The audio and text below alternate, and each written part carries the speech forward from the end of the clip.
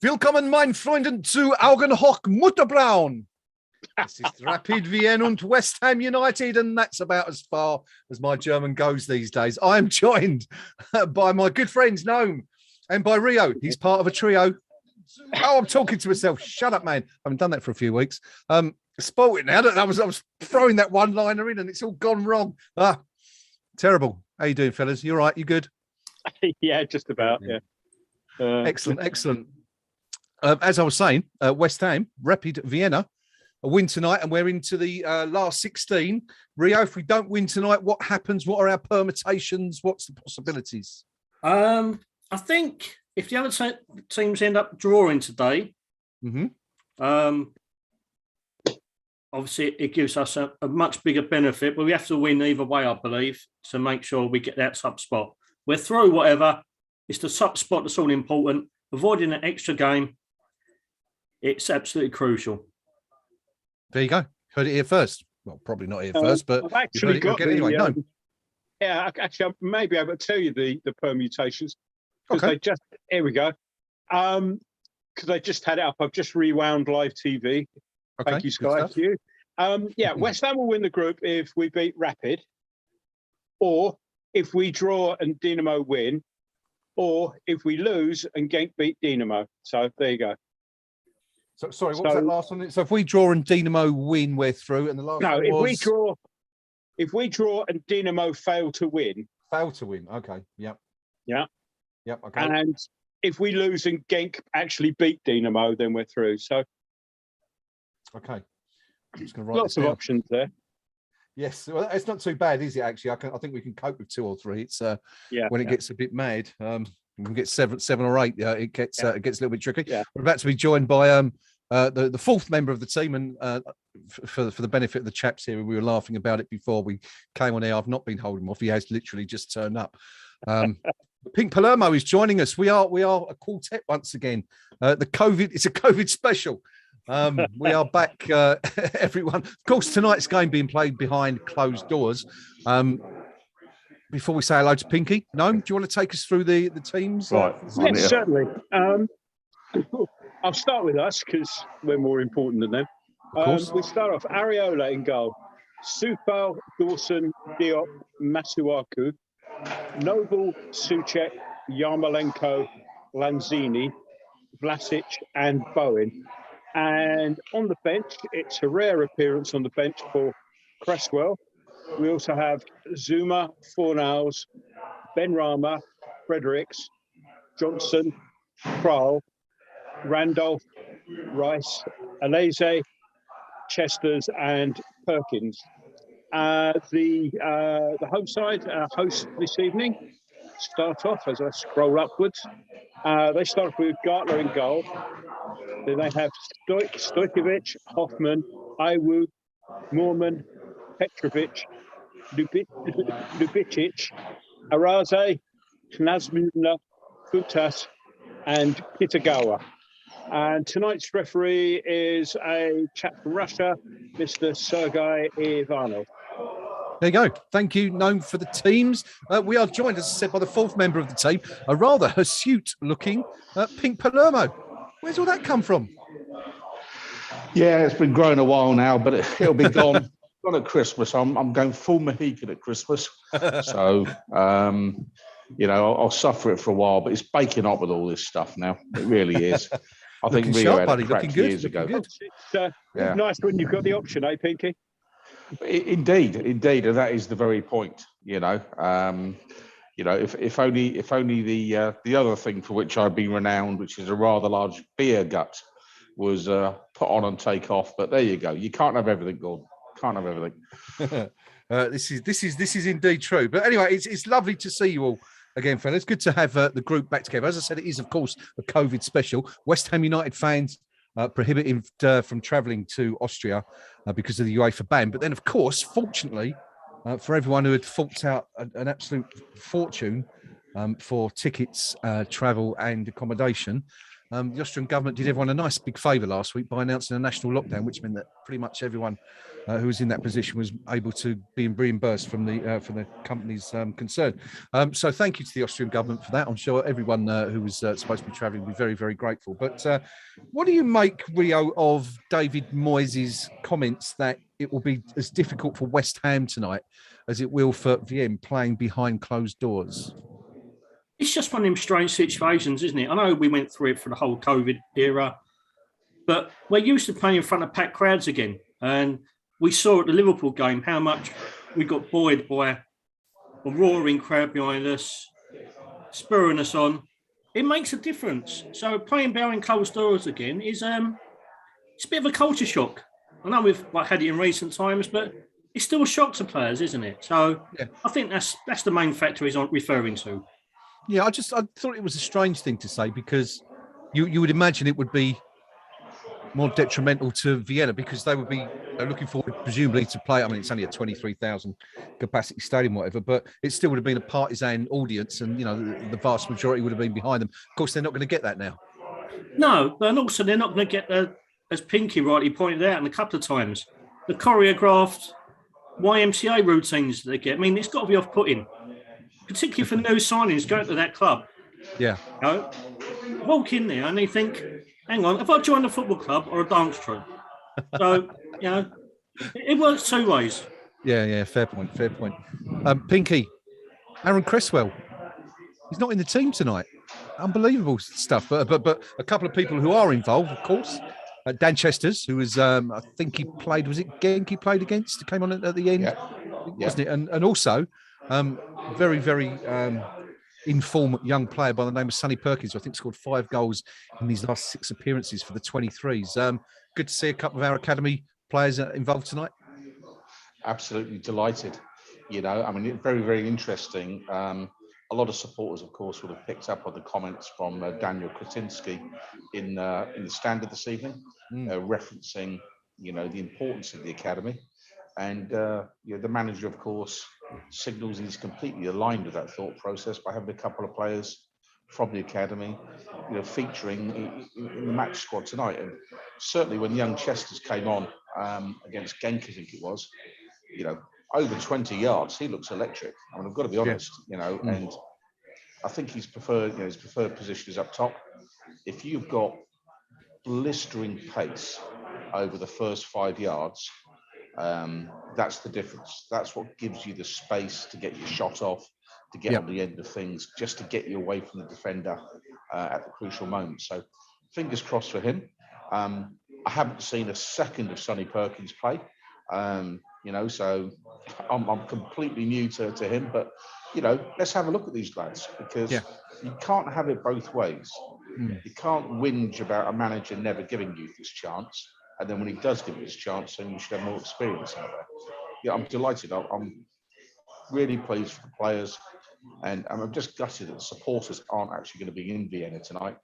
To see the lads get a game. And if it can be so bold, I just want to comment on the UEFA action. Never mind what the Austrian government have done. I think what UEFA have done is an absolute disgrace. Absolute disgrace. I have seen all the footage of the so-called alleged incidents and what have you. I just want to make the point: it's the authorities' job to provide adequate policing, safety, resources to ensure that everyone can attend a match in safety. And if you haven't got a ticket, make sure there's sufficient policing to make sure there's no trouble in and around the stadium. So what exactly are UEFA doing against Genk, against the Belgian police, against the whole licensing of that game? It's shocking. And the only people who penalised are West Ham United supporters, the overwhelming majority of whom have behaved themselves impeccably on 2 foreign ventures so far this year. So UEFA, if you're going to set the bar at that level, be consistent. Be absolutely consistent. Yeah, here. I mean, it's a very good point, because obviously following the shenanigans at the Euro final, the FA came in for a lot of stick and criticism from UEFA, and that doesn't seem to have been the case on this occasion, where, as you rightly say, West Ham seem to have borne the brunt of everything that they've dished out. But as we said, fortunately, it's not going to prove too detrimental to West Ham. 50,000 fine. I'm sure the club can swallow that up without too much of an issue. No, who do we think is going to be leading the line out there tonight? It looked like I'm guessing Jared Bowen, presumably. There's a one, straight replacement for Antonio. Yeah, that seems to have been the plan in the past. Bowen with Yarmolenko sort of pushing probably the further forward. So yeah, I mean, Bowen obviously does work his socks off. Wins a surprising lot in the air as well. Number of times I've seen him win the ball in the air. Of course, people aren't quite expecting that to happen, and it goes harmlessly off somewhere that's of no use. But he puts himself about, and as I say, we all know how much we love a trier at West Ham, and he certainly puts his back into games anyway. Doesn't always come off, and he'd be probably the first to admit, but when it's not coming off, it's not for want of effort. You slightly surprised to see Souček starting again? Yeah, a little bit. I mean, clearly, I mean, with all these things, we sort of just see the results on the Saturday, rather than what's going on in training. So clearly, he's thought to be fit enough to play these 2 games a week. Yep. So a little surprised maybe, but I just was a bit surprised to see Cresswell rested, not because he hasn't earned a rest. It just seemed to be a fixture there, whatever. Yeah, you'd have to sort of prize him off with a tyre lever. Yeah, certainly seems to be the case, but a well-earned rest anyway for Cresswell. The big story of the day, as of course already mentioned by the Pink Palermo, was that statement given by Daniel Kretinsky, West Ham United's newest, it's not actually the newest board member, one of the newest board members, I think. One of the Sullivan juniors is the newest one. But anyway, I'll go through it quickly. It was published by the Evening Standard, presumably gone through the club, given the formatting of the text. But this is what he had to say. I'll rush through it as quickly as possible.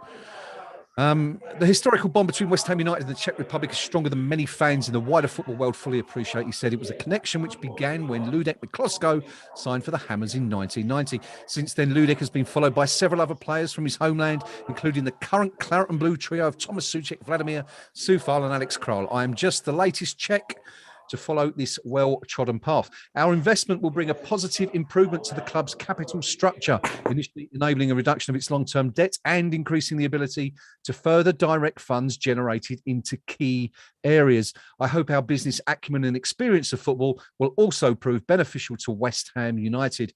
We have come to support the club, but so as to manage supporters' expectations, that doesn't mean spending big in the January transfer window. I'm hugely impressed by the work of David Moyes and his team, who have improved results over a long period of time. This gradual evolution is, in my opinion, the most healthy way to build a strong club on a firm basis and with the right attitudes and culture. And I speak from experience. We tried to rush the development of Sparta Prague a couple of years ago, and the results were disappointing, while indicating sorry, that's something else. I'm going into where am I? We try to improving the quality of the squad is great, of course, but we prefer a gradual way that preserves and protects the ethos of the club and its values, including team spirit. Success demands that the focus should be just as much on the academy as on the first team. Work with young players as well as engagement with local communities and other social initiatives are integral to football today. We have to use the power of our sport for the benefit of society.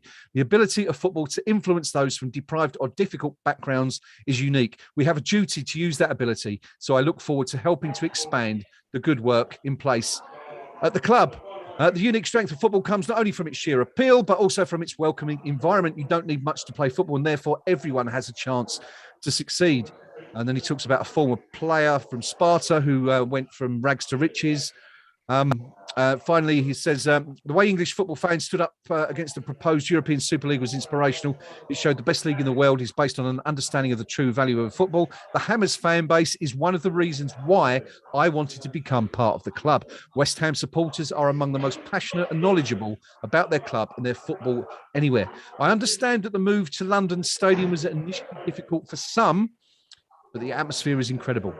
I've had the chance to experience it at first hand at the Leicester City game and Liverpool, and both days were memorable. I've supported Sparta Prague my whole life. I've been chairman there for 17 years. I love football, and I'm a fan at heart. I'm truly excited by West Ham's potential and to be coming on board at such a positive time for the club. Finally, he says, I would like to thank West Ham supporters for the warm welcome they have given me. It's a huge privilege to become part of this great football club, and I cannot wait to join them all again very soon at the London Stadium.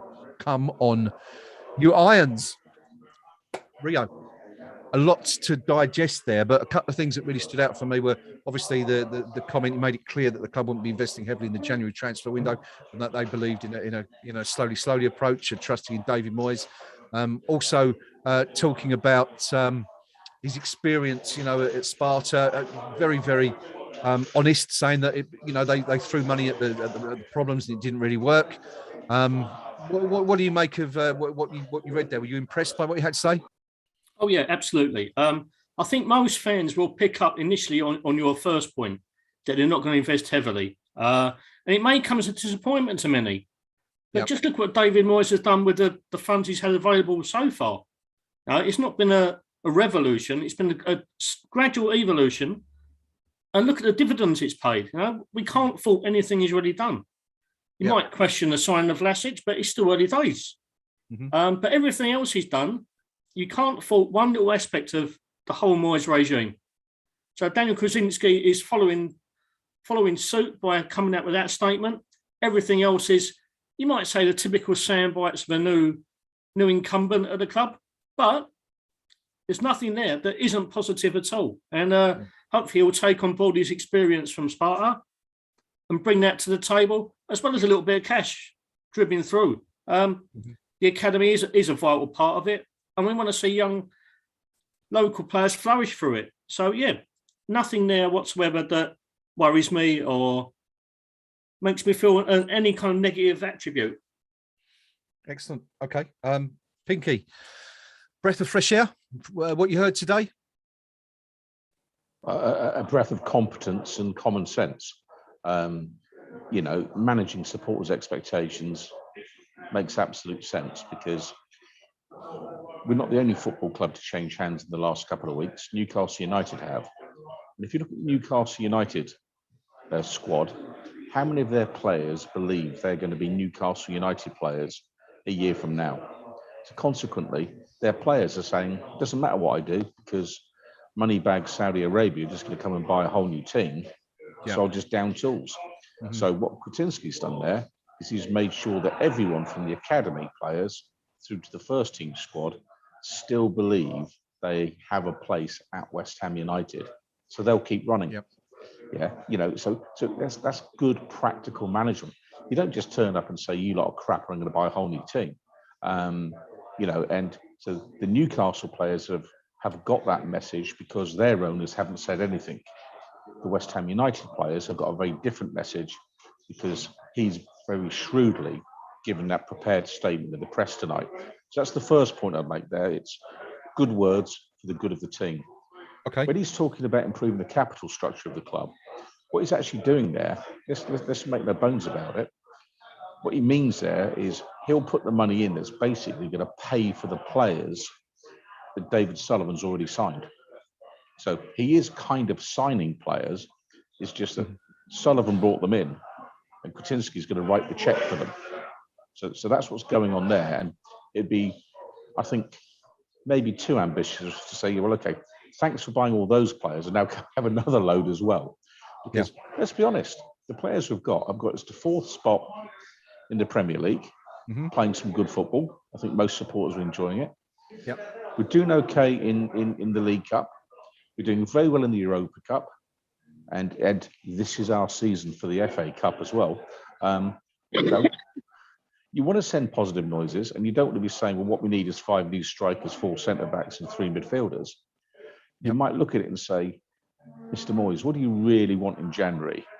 Let's focus on 1, maybe 2 positions to perk the squad up rather than completely change it. I think there was a team back in the 70s, wasn't there, that were very close to winning the title and bought 1 player who they thought would secure it. And they kind of like never won another game or something like that. So sometimes you can bring players in and disrupt the team harmony. Mhm. And there's an inherent risk. You bring a player in, supposedly to complete the jigsaw, but actually, in doing so, a few of the other pieces kind of like fall out of the position. So I like what he said, common sense stuff. He was polite about the current owners. What else is he going to be? Okay, because till he's actually got them out of the way, which is probably 2 to 3 years away. Yeah. And I just detect there may be a place on the board long term for the Sullivan Juniors, albeit in non-executive roles. Yeah. And I'll be quite interested to see the devil in the detail 2 years from now, even though Kretinsky is clearly going to own the club, whether or not we will truly be rid of the Sullivan kids long term. And I've just got some nagging doubts on that point. Yeah, I mean, the movement in recent days and weeks, you know, both of them being put on the board at West Ham United Football Club Limited and WH Holdings would suggest that, you know, that's a distinct possibility anyway. But no, a couple of things. I think he called it good common sense statement. A couple of things that also stood out for me in there that we haven't mentioned yet. Firstly, the reference to he was at Leicester, which of course was at the same time that PAI were involved in their highly publicised bid for the club, which was quite interesting, I thought, which I don't think we were aware of before. Yeah. And also, there was a reference there, wasn't there, to the London Stadium. I mentioned how he felt that the move was initially difficult for some, but now the atmosphere is incredible. So, kind of, I like the way he's kind of played that off. You know, he's referenced the people who are very, very unhappy with what they've got at the stadium, but also saying, you know, come on, you know, this. It could be a good stadium for us in future. Now we're beginning to build our own memories. What's your overall view of what you've read there today? I think it was a very well considered statement, or whatever you want to call it. Just before I deal with that, just to pick up because otherwise it'll be bugging Pinky for the rest of the evening. We're talking Manchester City, who signed Rodney Marsh. Oh, right. Okay. In the sort of mid-70s. They signed Rodney Marsh. I think the transfer window was in March back in those days. And he completely disrupted the balance of the... Sorry? Was that from QPR? Yeah, it would have been. Yeah. Completely disrupted the balance of the team. So just to clear that one up. Sorry, Bing. Okay, good stuff. Yeah, it was... it was interesting. It was around when the Leicester thing was sort of the PAI thing was happening. One other interesting thing that came out of that was something that now who's the chap who wrote the article from us on the man himself? I think the guy had Czech connections. Wrote an interesting. It's a poster called Czech Ham, who came onto the forum recently and knows the family. He studied in the under Kretinsky's mother. I think she's a professor, of course. Well, the comment that he recognises that mistakes have been made out at Sparta was something that was almost word for word what our chap, and sorry mate, I can't remember your name properly, but Czech Ham or whatever had said. He actually pointed that out. He'd made mistakes at Sparta, but he's definitely not the sort of person to repeat the same mistake time and time again. It was a very encouraging statement. Obviously, proof of the pudding will be in the eating as we go down the years, as Pinky says. So, but it's encouraging. Yeah, very encouraging. Excellent. Good. Everyone seems quite pleased with what they heard today. So let's hope that's a good start, and we look forward to many years of it. I suppose everything's going very, very well on and off the field at the moment. It's quite surreal in a way, isn't it? The way things are going at West Ham. Talking of West Ham, the players are out on the pitch now. Kind of eerie atmosphere by the looks of it. They're very, very empty stadium. Of course, being played behind closed doors because of the national lockdown in Austria at the moment. One thing we haven't done, gentlemen, which we always do before we start, is our predictions. I'm going to start with we'll start with you, Noam. What do you reckon tonight? 2-0 us. 2-0. Any offers on the goal scorers? Who do you fancy? Bowen and Yarmolenko. Just picked it around. Bowen and Yarmo. Oh, hang on. Okay. No, Bowen and Dawson. Let's see if Dawson can get his radar sorted out. Bowen and Dawson for name. Pinky, what do you think tonight? I'm not as optimistic as known. I'm going 1-0 to the famous West Ham tonight, and it'll be from a set piece. So yeah, I'd say probably Dawson, something like that. Yeah, we seem to have rediscovered our mojo, don't we, from set pieces in recent weeks. Kind of deserted us for a while, but back again. Yeah, I mean, I think there's still someone around about the top scorers from set pieces overall. You know, they're an important part of the game, and if you're as bad at defending set pieces as Liverpool appear to be, well, that's why you'd want to use a set piece to score against them. I mean, I still think their keeper would have nightmares about Zuma's goal against them for months to come. You know, I mean, it's just laughable. So set piece is important. You know, I think the absence of Antonio tonight does weaken us a bit. So that's why I think the set piece is our best chance tonight. Okay, 1-0 for Pinky. Ray, what do you reckon? Yeah, I'm going to go for a 2-1 victory for us. I think Souček will discover his attacking mojo at the right end of the pitch, and he'll get one. And I'm praying Vlasic gets the other. Be nice, wouldn't it, for him to get off the mark? I was going to go 2-1 as well as it goes. So that's 4 wins all round. West Ham, of course, going into this game on the back of that disappointing result at Wolves at the weekend. And who was it that Rapid beat Nome? It was the team who were bottom. I know that was 1-0. That's the one. Altach. Bottom of the table. Sorry, we're underway, and we just had a sort of half chance there. The ball just got cut out from the right, and we've started on the front foot very much so. And we got our first set piece, corner to West Ham on the left-hand side. Here we go. Take us through it, Nome. Let's see if we can get off to a flyer. Yeah. So they're just focusing on Stefan Hoffman, who's the sort of interim caretaker coach. Corner being taken on our left, and it looks like it's Noble to take the corner in the absence of Cresswell. So a little nod. Ball played into the near post, but it's read by the Rapid defence, and it's just headed out for a throw-in. Not the most inspiring of corners. But a classic Noble floater that didn't float quite high enough. Should we died before it flew so high? Should we do a quick time check, gentlemen? I'm running on about 57 seconds right now. Well, I'm 1 minute 17 there. I'm on about 30 seconds. Okay. 1:23. All right. It looks like Pinky and I are sort of, I think, are getting it live, and leading the pack tonight. We'll go up first when anything happens. Okay, great stuff. Of course, Hoffman, as Noam referred to there, the interim manager, one of 2 Hoffmans representing Rapid tonight. Centre half Hoffman was the other one, no relation, but both were representing their club at yesterday's pre-match press conferences. Of course, Hoffman, the coach, quite confident going into tonight's game, said that it's going to be a difficult game. Probably won't be able to play on the front foot as they did against Altach at the weekend, but still fancies his boys to put on a performance and maybe upset the apple cart. But we shall see how it goes. 2 minutes gone, Noam. Rapid 0, West Ham 0. West Ham, tons of possession, really. Just playing it around at the moment. It's at the back with Dawson, who's just swapping passes with Diop at the moment. Diop's bringing it through the middle now, and overrun it by a long way. Of course, now he's got to get back, but we've won it back, and ball's played down the left. Ball's crossed it. Oh, another corner. Some good moving. I mean, a little bit worrying the way that Diop overran that as he took it out of defence.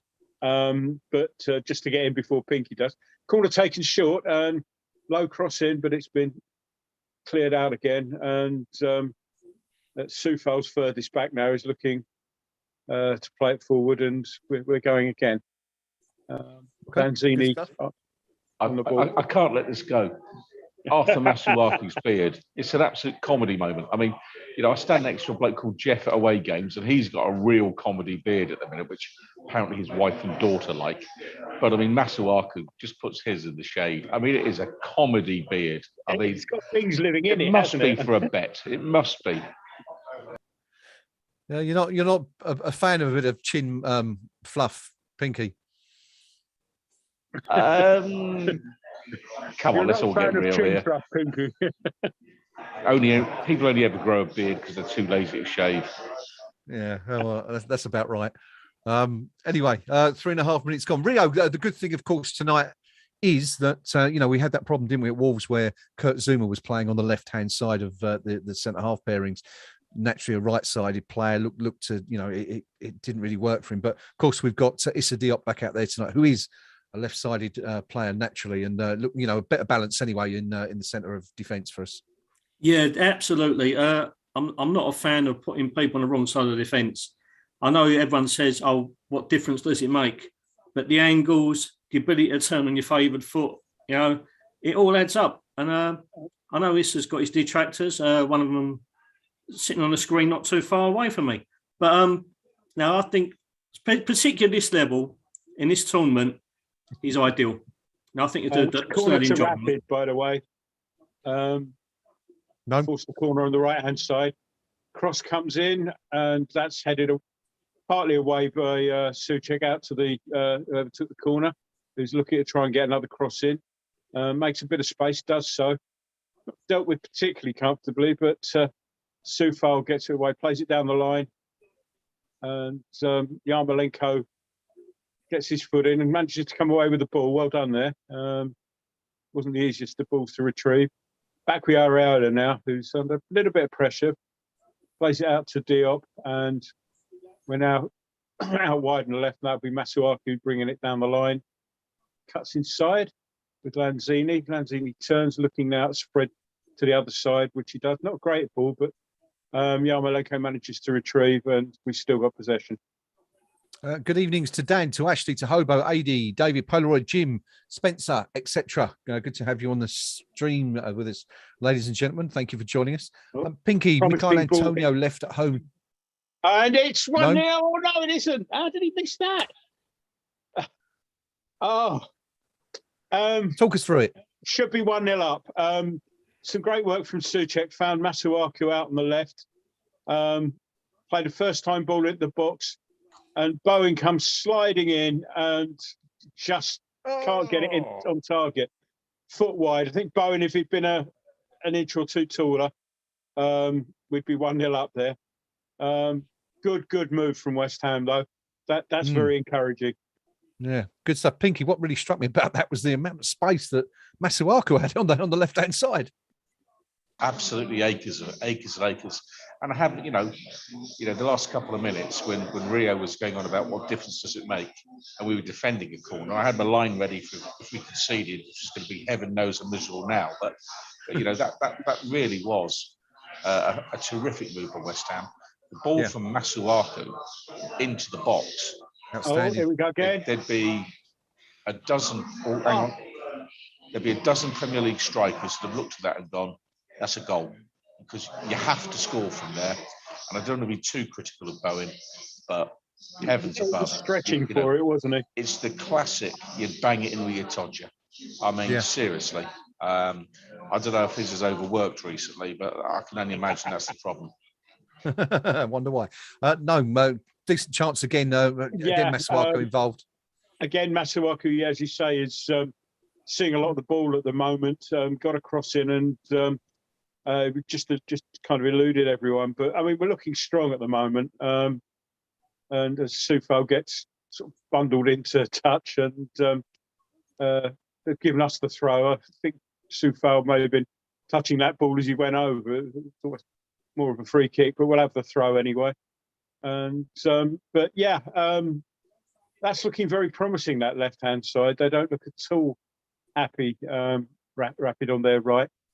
We're out there now at the moment, and attempted 1-2, but wasn't read. So Rapid now try and take the ball out of defence.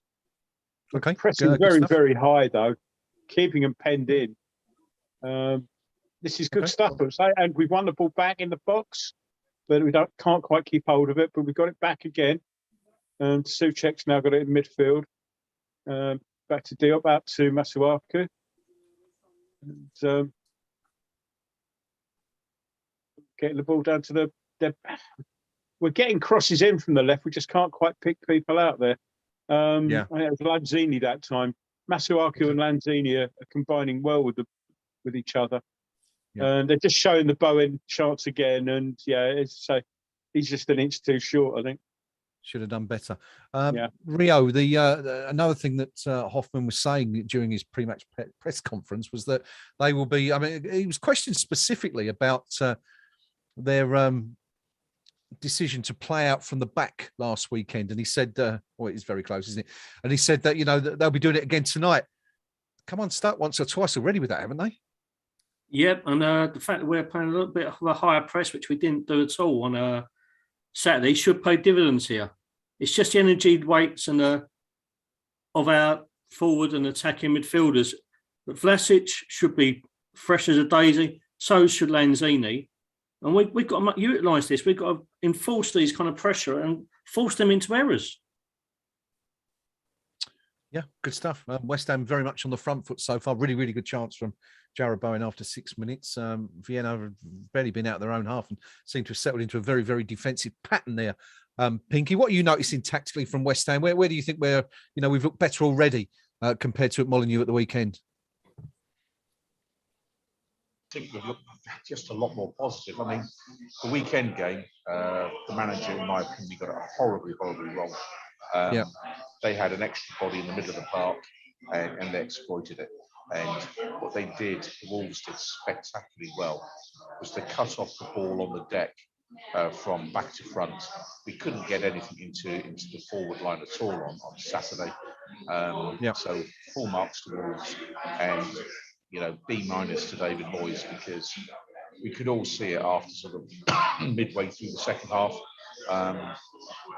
Midway through the first half, and he needed to make a change, and he simply didn't for reasons which I can't fathom. But we're on the attack again here on the right hand side. This time Soufal now on the ball. What's he going to do with it here? Plays it back. I mean, we're looking comfortable here tonight. We're pinging balls around the edge of the box currently. Dare I say it, Manchester City like. And get a shot off over the bar. I mean, there's a goal coming. I mean, there is a goal coming here tonight because Rapid will not be able to hold us out. We're playing far too close to their goal for us not to get a goal. That's my take. So if that doesn't deliver a 0-0, nothing will. Well, it's our man Vlasic who had the opportunity, turning on just to the left of the D on the edge of the penalty box and firing over the bar. But what do we make of Vlasic? Do we think he's a waste of money, or do we think he's just being gently, slowly introduced a la Fornals and Ben Rama? Yeah, I mean, clearly there's a half decent player in there somewhere, but it's it always takes. I mean, I know he's been in English football before, albeit briefly, but if he's here for the long run, it'll take him a little while to bed in. As it did with Fornals. Fornals, as I say, you could see when he was on the ball and various touches and stuff that clearly there was a player there. But it was kind of like they dropped him into a spin dryer sort of thing, and he hadn't got the pace of it. We've won the ball back now. This is looking promising. Yarmolenko bearing down on goal, but he's just been caught there. But I think they'll give that as a goal kick. A little bit disappointing there, because Yarmolenko, I think, was looking to do his trademark cutting in and didn't quite have enough control of the ball to be able to do that comfortably. And as I say, it's gone out for a goal kick. So it's early days, and as we've seen with David Moyes, that he doesn't rush these things. I mean, I know he's perhaps didn't play particularly well at the weekend, but Ben Rama's been bedded in easily. Okay, he was playing at Brentford before, but it's not just English football; it's the team you're playing with. As Areola takes a little bit too long over a clearance, but manages to get it clear. I'm a little bit worried there. And West Ham now go on the attacking, and we've got the ball now. Yarmolenko on the ball. Couple of little step overs.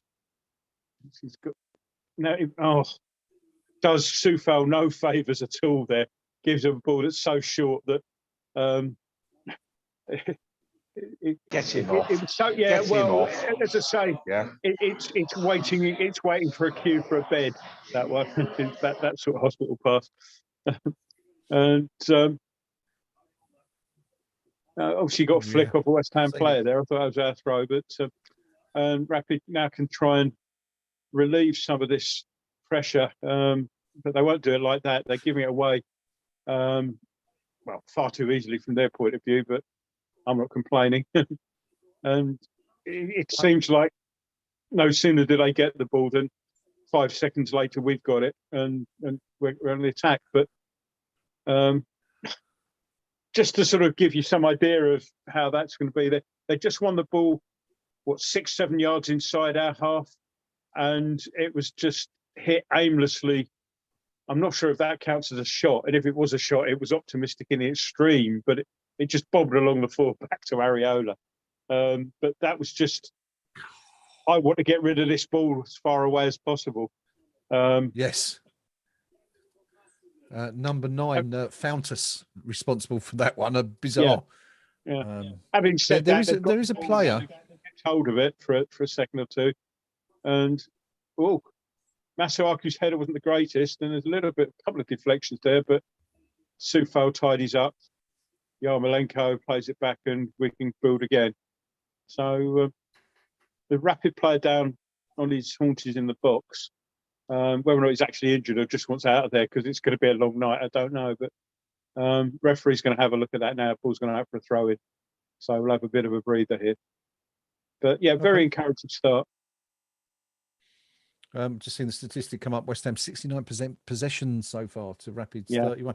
Rapid That's seem to have a surprising. player in their team who looks very reminiscent of a Come On Eileen era Kevin Rowland from Dexy's Midnight Runners. Got the headband and everything. Not quite sure. It might be Lubicic. I'm not sure, but have a look anyway. See what you're thinking. Well, talking of Rowlands, yes. I did a survey the other day about radio listening habits, and the guy who came round and we were talking football, and he said, "You're West Ham?" He said, "Yeah." He said, "Oh, my cousin used to play for West Ham, and it was Keith Rowlands." Oh, really? So So just remembering from the mid to late 90s, and he went back to Northern Ireland, but he was back over here a while back, do some coaching and managing at Welling. I don't know where he is now. I haven't looked him up yet, but he's a postman in the Barking and Hornchurch area, I believe. Is he? Yeah. So he's back. He's back on these shores anyway. So, but there you go. Blast from the past. There you go. Tale of two Rowlands. The magic spray has done its work, and it's Fountas was the suffering player who's been taken to the side, and they're going to give him a bit more of a spray. I'm going to sound like my dad now, but those football boots really do look like carpet slippers, and it's no wonder that people get knocks on them. Yeah, they're very flimsy, aren't they? Yeah. There are some other matches taking place. Dan Robinson confirming what Rio's saying there. He is indeed a post, he says, Dan. Thank you, Dan. Some other games taking place in the Europa League this evening. We've already got a couple of goals. Real Betis, isn't that Pellegrini's side? 1-0 up against Ferencváros of Hungary. Galatasaray beating Marseille. Big game, that one. And Midtjylland, Denmark, Winston Reed's former club, I believe, beating Braga 1-0. Yesterday, Spartak Moscow beat Napoli 2-1. The other games taking place tonight, Lokomotiv Moscow and Lazio 0-0. Dinamo Zagreb and Genk, of course, the other game in Group H, 0-0 at the moment. And I'm not even going to try and put, is it Zvezda? I can't, against Ludogorets. Slovenia Zvezda. How do you pronounce that, guys? Help me out here. Is that the lot they used to call Red Star? That'll do. The new Red Star. That's what we'll call them. They're drawing 0-0 with Ludogorets anyway, as well. So a few goals going in. We're 18 minutes in here. It's Rapid Vienna 0, West Ham United 0, but West Ham really controlling the game so far. Vienna yet to produce a shot on goal. Pinky. Yarmolenko. Let's talk Yarmolenko for a minute. I mean, Rio and I were kind of willing him to do something on Saturday, wasn't it? Saturday afternoon at Wolves, but still not quite the races, is he? Right, you asked, so I'll answer. In every pub, there's a bloke that you think, I don't want to get into a fight, but if I'm going to get into one, I hope it's him, kind of thing. In football, there are certain players who you say, I never want to play against because I'm going to have a really tough afternoon. And there's other players you go, oh, great, it's only Yarmolenko. Yeah. And I'm afraid his lack of 2 feet does for him. I'm absolutely astonished that we paid the fee we did for a player who is so one-footed. Yeah. There cannot be a coach in the game who, before any game against a team featuring Yarmolenko, doesn't take the defenders to the side and say, right, just force the ball onto his right foot and you'll stop him as a threat.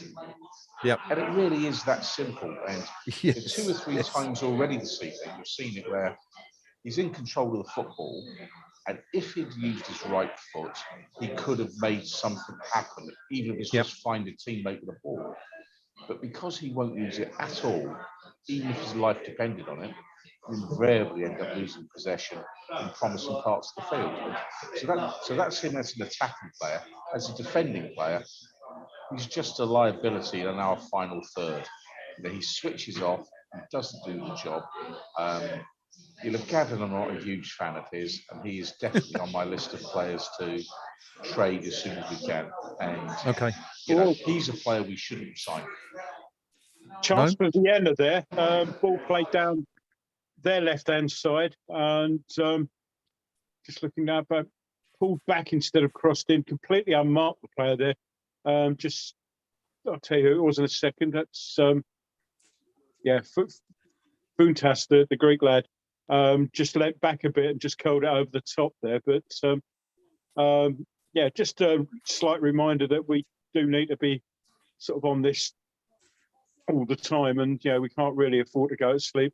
Suddenly you find yourself one down, but that may be a wake-up call. And we were throwing out on our left as we start to go forward again. But given just Akers, finally, Graham, just on that, little bit on the armour.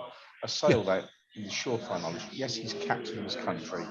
Yes, he's getting paid top dollar at West Ham United, and yes, a number of big football clubs have paid sizable fees for him. So he can play the game.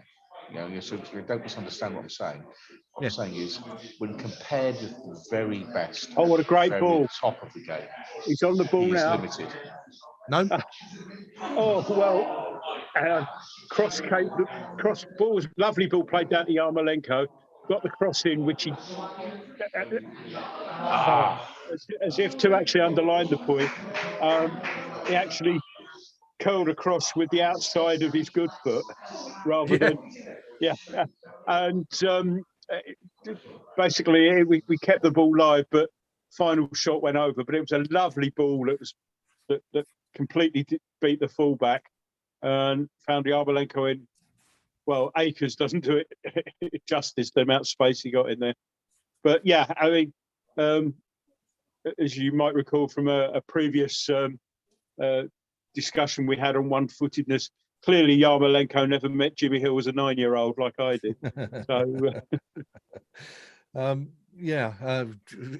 ironic that we were just talking about him there, and there you go.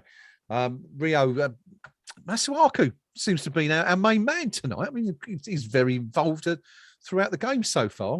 Interesting stuff. What do you make of that? Well, he hasn't been tested defensively yet. That's the issue. He's got acres of space down that left-hand side. He's got a defence that, let's put it this way, it's quite liberal in their approach to passing the ball around. He can make hay here. But once he gets tested defensively, this is when we'll see the real Arthur come through. If he's got his decent head on today, as in the Wells of Gummidge style, he'll be fine. But we all know for a fact that with great beards doesn't always come great defensive responsibility. You've seen great play. Free kick to West Ham on the right-hand side, about a few yards in from the touchline. Yarmolenko won the free kick there. And looks like Bone's going to curl that in with his left foot. And, nodded on there, and it's been cleared over his own over his own crossbar by I can't see the name there. That's Alvu. Very, very good defensive header there. Yeah. And so we've got a corner now on our right-hand side. Bowen again looks like he's going to swing that one in. Very crowded 6-yard box.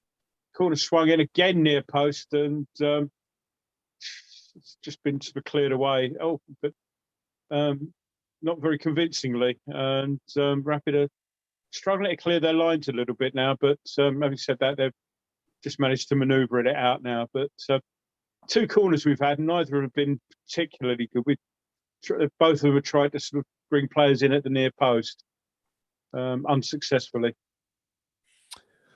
Little credit there to Soufal. Lovely little back heel that just led up to that free kick as well on the touchline. Great stuff. I get the feeling, Pinky, that if that header hadn't prevented the cross going in or the shot, Souček seemed to be waiting, didn't he, at the far post there, and it looked like it would have been a certain tap-in it reached him. Yeah, and that's why I'm saying, there's a goal coming, because if you kind of hang on, which is all Rapid are really doing here, they're clinging on, and they're the team playing at home. You're not going to do it for 90 minutes against this West Ham United team, because we do have goals in us, and we are playing the game in their final third. There's another shot just gone in there, from Soufal. Keepers had to field it. Well, it wasn't a difficult save by any stretch, but eventually, flatted chat to Soufal there. If you put enough in there, what you're going to get is the keeper will make a fumble, the defender will make an error, and we know that errors are costly. And I might even revise my prediction to 2-0 the way this is going. Good stuff. All 4 of us, in case you weren't here at the start, predicting a West Ham win tonight. Rio and I, of course, predicted a West Ham defeat at the weekend, didn't we, Rio? They thought we were all duly pessimistic, but there you go. We're on the roll. It's going to all crash down tonight, you know that. Almost certainly. But anyway, looking good so far. 25 minutes in. There was a stat appeared on the screen 2 or 3 minutes ago with a number of passes. I think it was Rapid 34, West Ham 140. And of course, while that doesn't translate into goals, it gives you some indication of just how dominant West Ham are in this opening first third of the match. But still waiting for our first goal. Noma, how are we doing out there right now? Actually, Rapid are on the attack now and get a shot in. That was 36 Arasi or Aras or Ars, past Joe fan. Basically, we dived in a bit too far up the pitch there. He had space to run into, cut inside, try to curl it around Dawson and meet and drink to Areola. But again, a little bit of a warning that we shouldn't take this for granted. But we're on the attack again now. Just see where we're going. Souček is pulling some strings there. Oh, not great to the ball, but Yarmolenko's dummy means we keep possession. It's Soufal, and it's with Lanzini now. Again, it's back to the sort of usual pattern where we have the ball for quite a long while, and eventually we get some decent passes to try and get us in. We're being patient, as I say, to come back to Areola. Not really much happening, so a bit quiet. Yes, certainly is at the moment. Not much to get excited about. Some match stats for you as it's gone a little bit quiet. Excuse me. Possession, Rapid Vienna down to 29% as we speak. West Ham 71%. Rapid 3 shots, none on target. West Ham 5 shots, 2 on target so far. 1 corner for Rapid, 3 for West Ham. So statistically, West Ham looking the stronger. But of course, as we always say, the only stat that counts is that one up there in the top left-hand corner of your screen. Goals for and goals against, and both read 0. As we speak, anyone really standing out for you at the moment, Rio? No one is actually really that prolific either side. You've got to say Arthur probably. But as I said, early days, we haven't been tested defensively yet. When it happens, we might see a different shade of him. What do you make of Noble's performance so far? Does he seem to be okay? Yeah, so far. But again, he hasn't really been set in the midfield yet, has he? It's we've been so much on top. We haven't really have to do any defensive work. He's controlling when he gets the ball. He's controlling the ball nicely, just give and go. So yeah, he hasn't been tested at all. Pinky, Issa Diop, we referenced it earlier, of course, in the stream. You've been quite a vocal critic of his in the past. He seems to have picked up a little bit. I know we've not seen him an awful lot. He's only played in Europe, so you've got to bring the opposition into account. But he's done all right, hasn't he, so far in the games he's played? Oh, As ever, you've got to factor in the quality and the calibre of the opposition when assessing a player's contribution. And my take on these teams who are playing in Europe at the minute, they are top half of the championship level, if I'm being honest. So what we're saying is, Yarmolenko, Diop, they can hold their own in the top half of the championship. A 33-year-old Mark Noble hold his own in the top half of the championship. Yeah, that's really what we're saying. If we're saying these guys are doing okay. Let's not forget he's also played against both Manchester clubs in the cup. He's done okay as well there. Yeah, well, one of those is probably only top half of the championship at the minute as well. Hello? Oh, hang on. Who's on fire? I think he's got his wallet out to get around. Very good. Very alert, good. Rio. Alert! Are you okay there, Pinky? You're all right. Yeah. Good stuff. Good. we were nearly in there, but thankfully nothing came of it, so we can carry on laughing at Pinky's alarm. When you say we was nearly in there, do you mean we was going to get a beer each, or? Oh, come on! I've only known him 10 years or so. I mean, it goes off every time. It's going to be my round. If you suddenly see me about the back door, you'll know that's all it is. The chance I think it was referring to there, the ball over the top looking for Yarmolenko, and it would have been clean through if it hadn't been intercepted. Arthur Masuaku's down. Yeah, no, he's back up again. Just got caught a little bit, but one of those ones where it hurts for a few seconds and then you get back up and run it off. Rapid passing the ball amongst themselves in the sort of they've now made it into our half and lost it, which seems to be part of the course. And we're building again. Yarmolenko now on the right hand touchline. Tries to flick the ball through there, but I think to Lanzini, but he was never getting through there. So Rapid can now bring it away. A bit poor there from Yarmolenko, I have to say.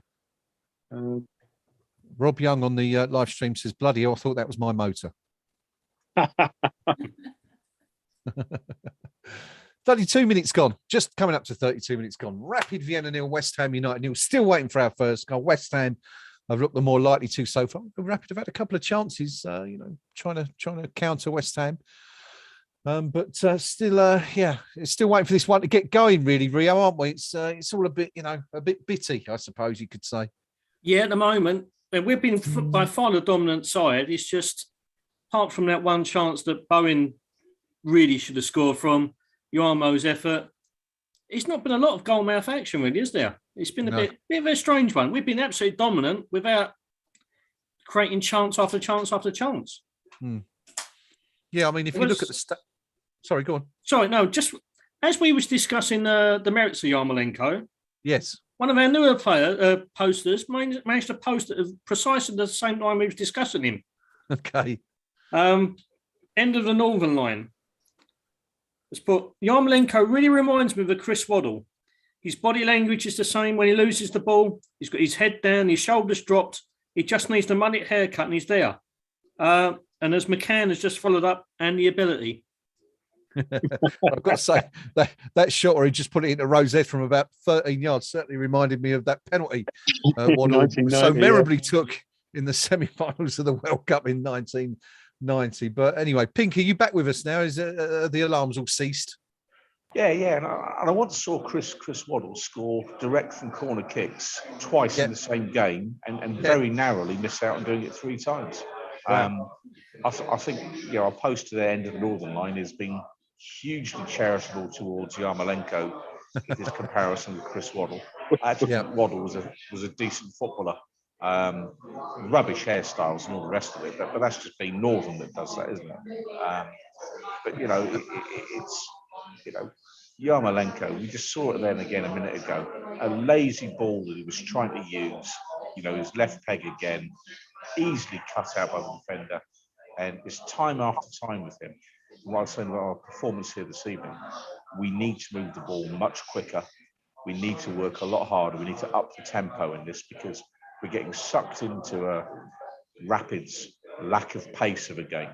You know, we're slowing down to a championship type affair, and we need to show that actually, when you've got the ball, move it quickly and do something with it.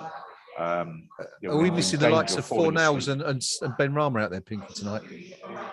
I think we just need players of a slightly quicker speed of thought and ability to receive the ball quick, you know, easier and move on quicker. Okay. We're just playing at kind of an 80% zone now, and we're falling into Rapid's hands here. We've got all the ball, but we're not doing anything with it. The last couple of minutes, Rapid have actually been on the attack a little bit. Disappointingly, when we won the ball on the edge of our box, we were probably 2 half-decent passes away from being in on goal. And the half-decent passes look better, easier to pick than what actually happened. And although it's way back in their half at the moment, Rapid have got the ball again. So yeah, just need to be a little bit careful that we don't, you know, having steamrolled them for the first 20 minutes or so, albeit with no joy, that we don't sort of think, well, this is going to be easy. Because, you know, one slip, one ball later, we're giving away ourselves a little bit more like Rapid did earlier on as well. We're not holding on to it as well as we were in the first 20 minutes. Galatasaray have scored again against Marseille. They now lead 2-0 against the French side. Who was it who sang Diamond Lights with Chris Waddle? Was it Hoddle? Was it Hoddle or Waddle? Glenn and Chris, it was credited to. Glenn and Chris. Memorable because obviously appearance on Hoddle top and Waddle would just sound silly, wouldn't it? Yeah, top of the pops. You see, I've managed to expunge that from my mind, Graham. Thank you very much. Well, be in my bloody head now. Let's not be too harsh on Glenn Hoddle. Only this very week he was describing Declan Rice as the best player in the Premier League. He did, didn't he? Yeah, very complimentary. So, you know, he's clearly a fan of Rice, and you know, dare I say it, I'm going to get some stick for this. A bit of a soft spot for Glenn Hoddle. I thought he was a super footballer. If he just left it there, but there you go. We all make mistakes, don't we? But yeah, he's a huge fan of Declan Rice, that's for sure.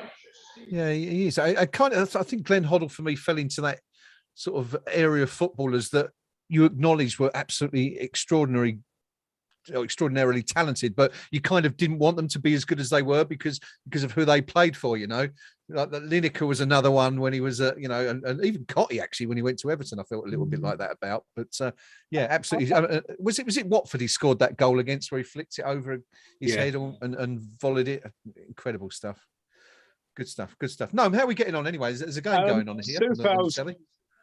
Just didn't quite pull it off properly, but he just did one of those little flick around one side, the full back, and run around the other. It's been put out for a throw-in, but Soufal's been caught there, and he's gone down. Let's have a look at it now.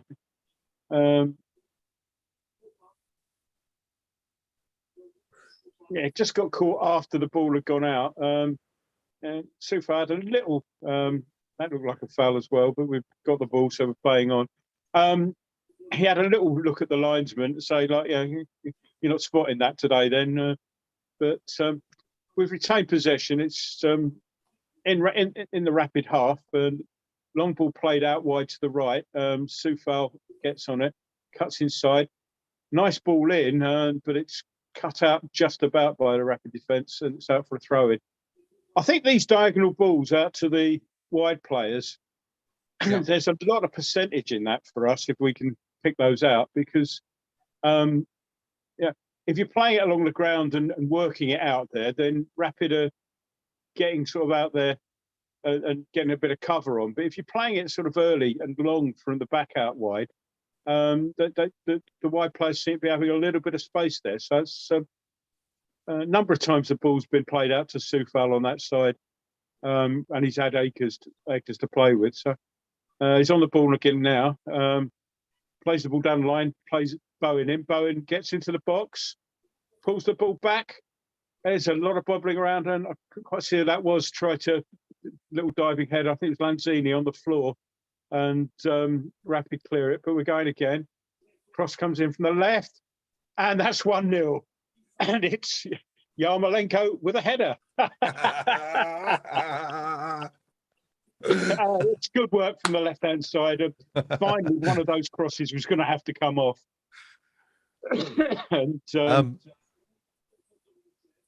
it's just as well because Zagreb has scored as well. Yeah. So that would have made it. We'd have to do a lot of work in the home leg. I think they're just having a quick offside check, but no, there's no offside there. Everyone's behind the ball. And it's an easy header for Yarmolenko. He really just has to. It's Vlasic gets the cross in, a lovely cross from Vlasic. It's in perfect. And Yarmolenko, a little bit of a jump, but not much. And all he has to do is just send it back the opposite way whence it came, and it's 1-0. Nicely worked goal, that. Over to Pinky. If he'd scored with his right foot, I'd have signed off and you'd never have heard from me again. I mean, it had to be him, didn't it? It had to be him. You know, some people say I can't motivate, but there's proof that I can. You know what? Word had got out to him, yeah, and I'll show that pink. I'll show fatty pink Palermo on that I can do it, you know, and all the rest of it. And fair play to him. You know, he's in the right place at the right time. Good crossing from Vlasic, and deserved lead for West Ham. But you know, the concern leading up to that was we just weren't getting enough touches in the opposition box. You know, for all our possession. And in the space of a minute, we had 2 or 3 good touches in the box, and that's what we need to do: get into their box and make their defenders make decisions. Yeah, we've made it far too easy for them to defend against us tonight for all our possession, and move the ball quicker and just stretch them a bit further, and they'll fold. I mean, they're no good, Rapid Vienna. They're kind of like, I've said it before, upper level of the Championship. That's what we're playing, and we should be beating them. You know, we're 4th in the Premier League. Oh, nice ball. Can Soufal get there? No, not quite. Nice ball from Bowen inside a defender there, but the covering defender just made it in time. I think the claiming the ball came off Soufal. Couldn't quite see that, but Soufal was very impressed with the decision. But I don't know quite how that ended up there, but the ball was played back to the Rapid keeper, and Bowen was bearing down on him. We didn't actually see the move that led to that, so I'm not quite sure what happened, but it was a very panicky clearance into touch from the keeper. They've just shown the group standings. That gives us, as it stands, 13 points with 1 game left to play. So, as I say, that will be good if we can keep hold of this, or maybe even improve on it. Yeah, West Ham 4 points clear at the top of the group as things stand. Rio, good to see Vlasic involved there. You know, he's not had a lot of luck so far, but that was a fantastic cross he put in for the goal. Very good.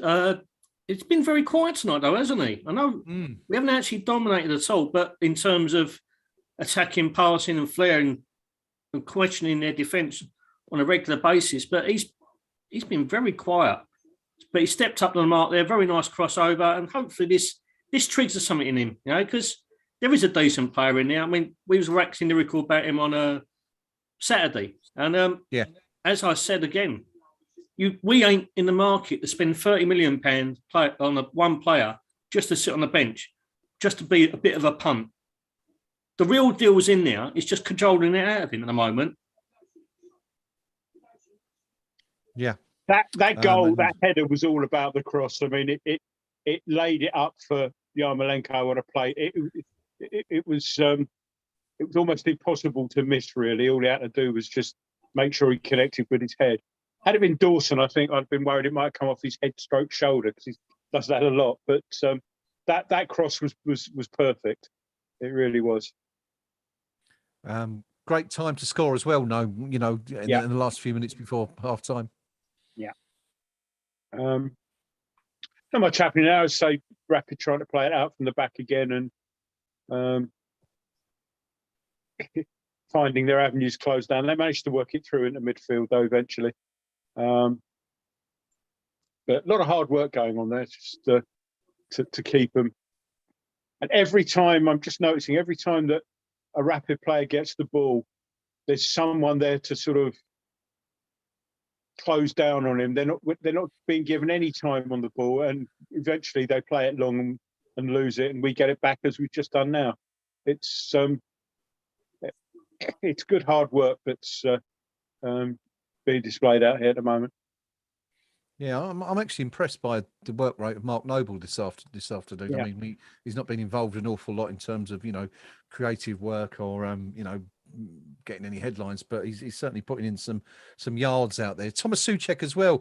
Rio, of course, is another one who's really sort of flattered to impress a little bit, hasn't he, this season? But the work rate's there. It's just that we're not seeing that much in the opposition half this year. No, not at all. I think that's because, like as we touched upon a few times, Declan Rice has reinvented himself as Scott Parker. So poor Thomas has had to take a bit of a back seat. Yeah. But it's to our detriment at times because we're losing that extra impetus at set pieces. And he was clearly frustrated as well as tired. But I was hoping tonight that he'd play back in a bit more of an advanced role again, be back in his usual areas that we know he can do a lot of damage to opposing teams. So, but as you say, his defensive work has been absolutely fantastic this season. Yeah. He's had to adapt his game a little, but he's more than capable of doing it. Yeah, it's interesting watching that ball that I think Noam was just expressing his exasperation at the one that went out, presumably to the touchline. And Souček, very, very advanced, the most advanced player in the team behind Bowen. So certainly getting into those areas. And you'd expect tonight, I suppose, Rio, for him to have a bit more opportunity with no right still. No. Penalty in West Ham. Ball was played into the box. Yarmolenko turned his defender who clipped him. Referee had no hesitation. We're 50 seconds into the 1 minute stoppage time's been added. Obviously, these all go to VAR. Let's just have a look at it now. And he's been caught there on the ankle. Penalty. Is it Hoffman? Don't think the Rapid defender can complain about that. And it's been looked at and it's immediately penalty. So just telling the goalkeeper to stay on his line. No doubt this will be Noble stepping up. But Noble's on the ball there. I'm having a shocker here tonight, lads. I mean, that had to be Yarmolenko again, didn't it? Good turn. He's everywhere. It was a good turn. It drew the foul. Anyway, Noble lining up for the penalty. And keeper jumping up and down to try and put Noble off, and got tired of that. The referee's telling him to grow up a bit.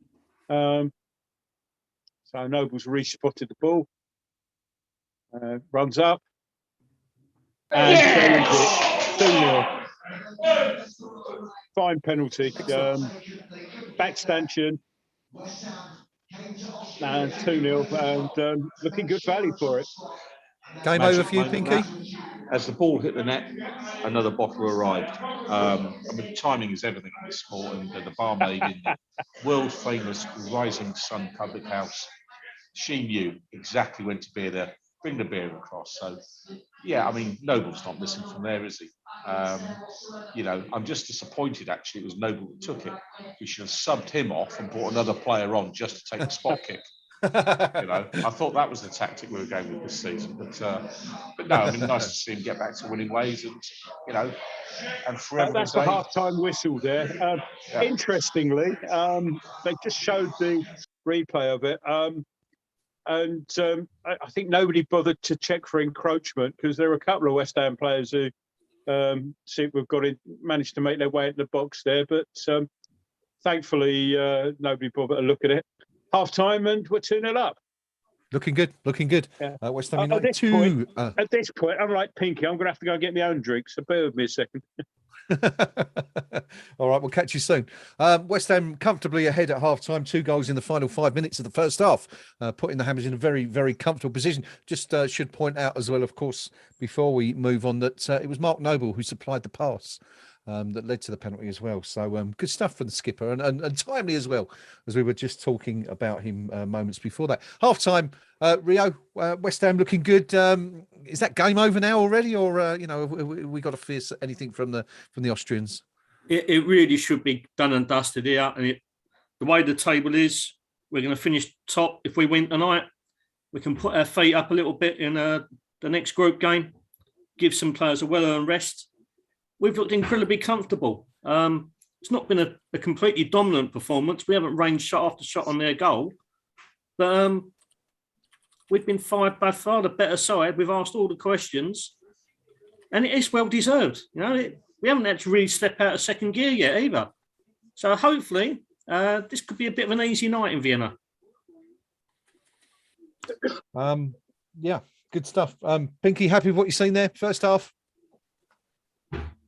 No, if I'm being truthful. We utterly dominated the ball, well control of the game.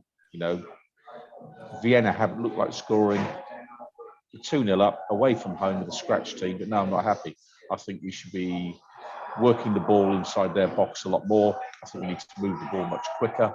I think we need to stretch them a little bit more and be just more aggressive in almost everything we do.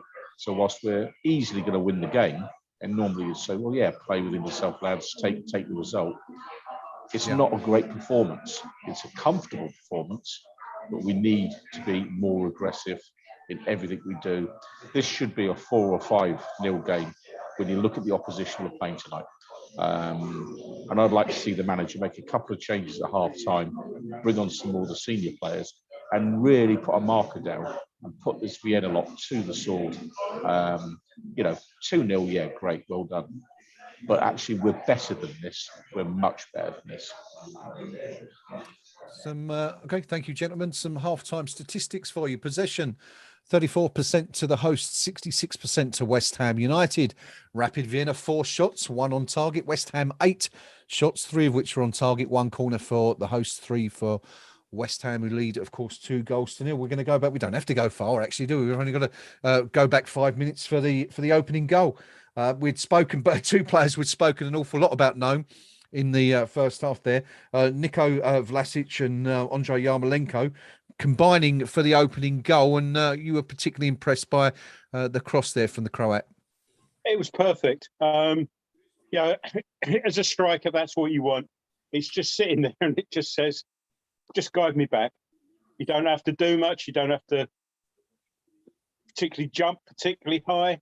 All you've got to do is just send it gently back the way it came. Keeper's got no chance. It's all about the cross. Excuse me.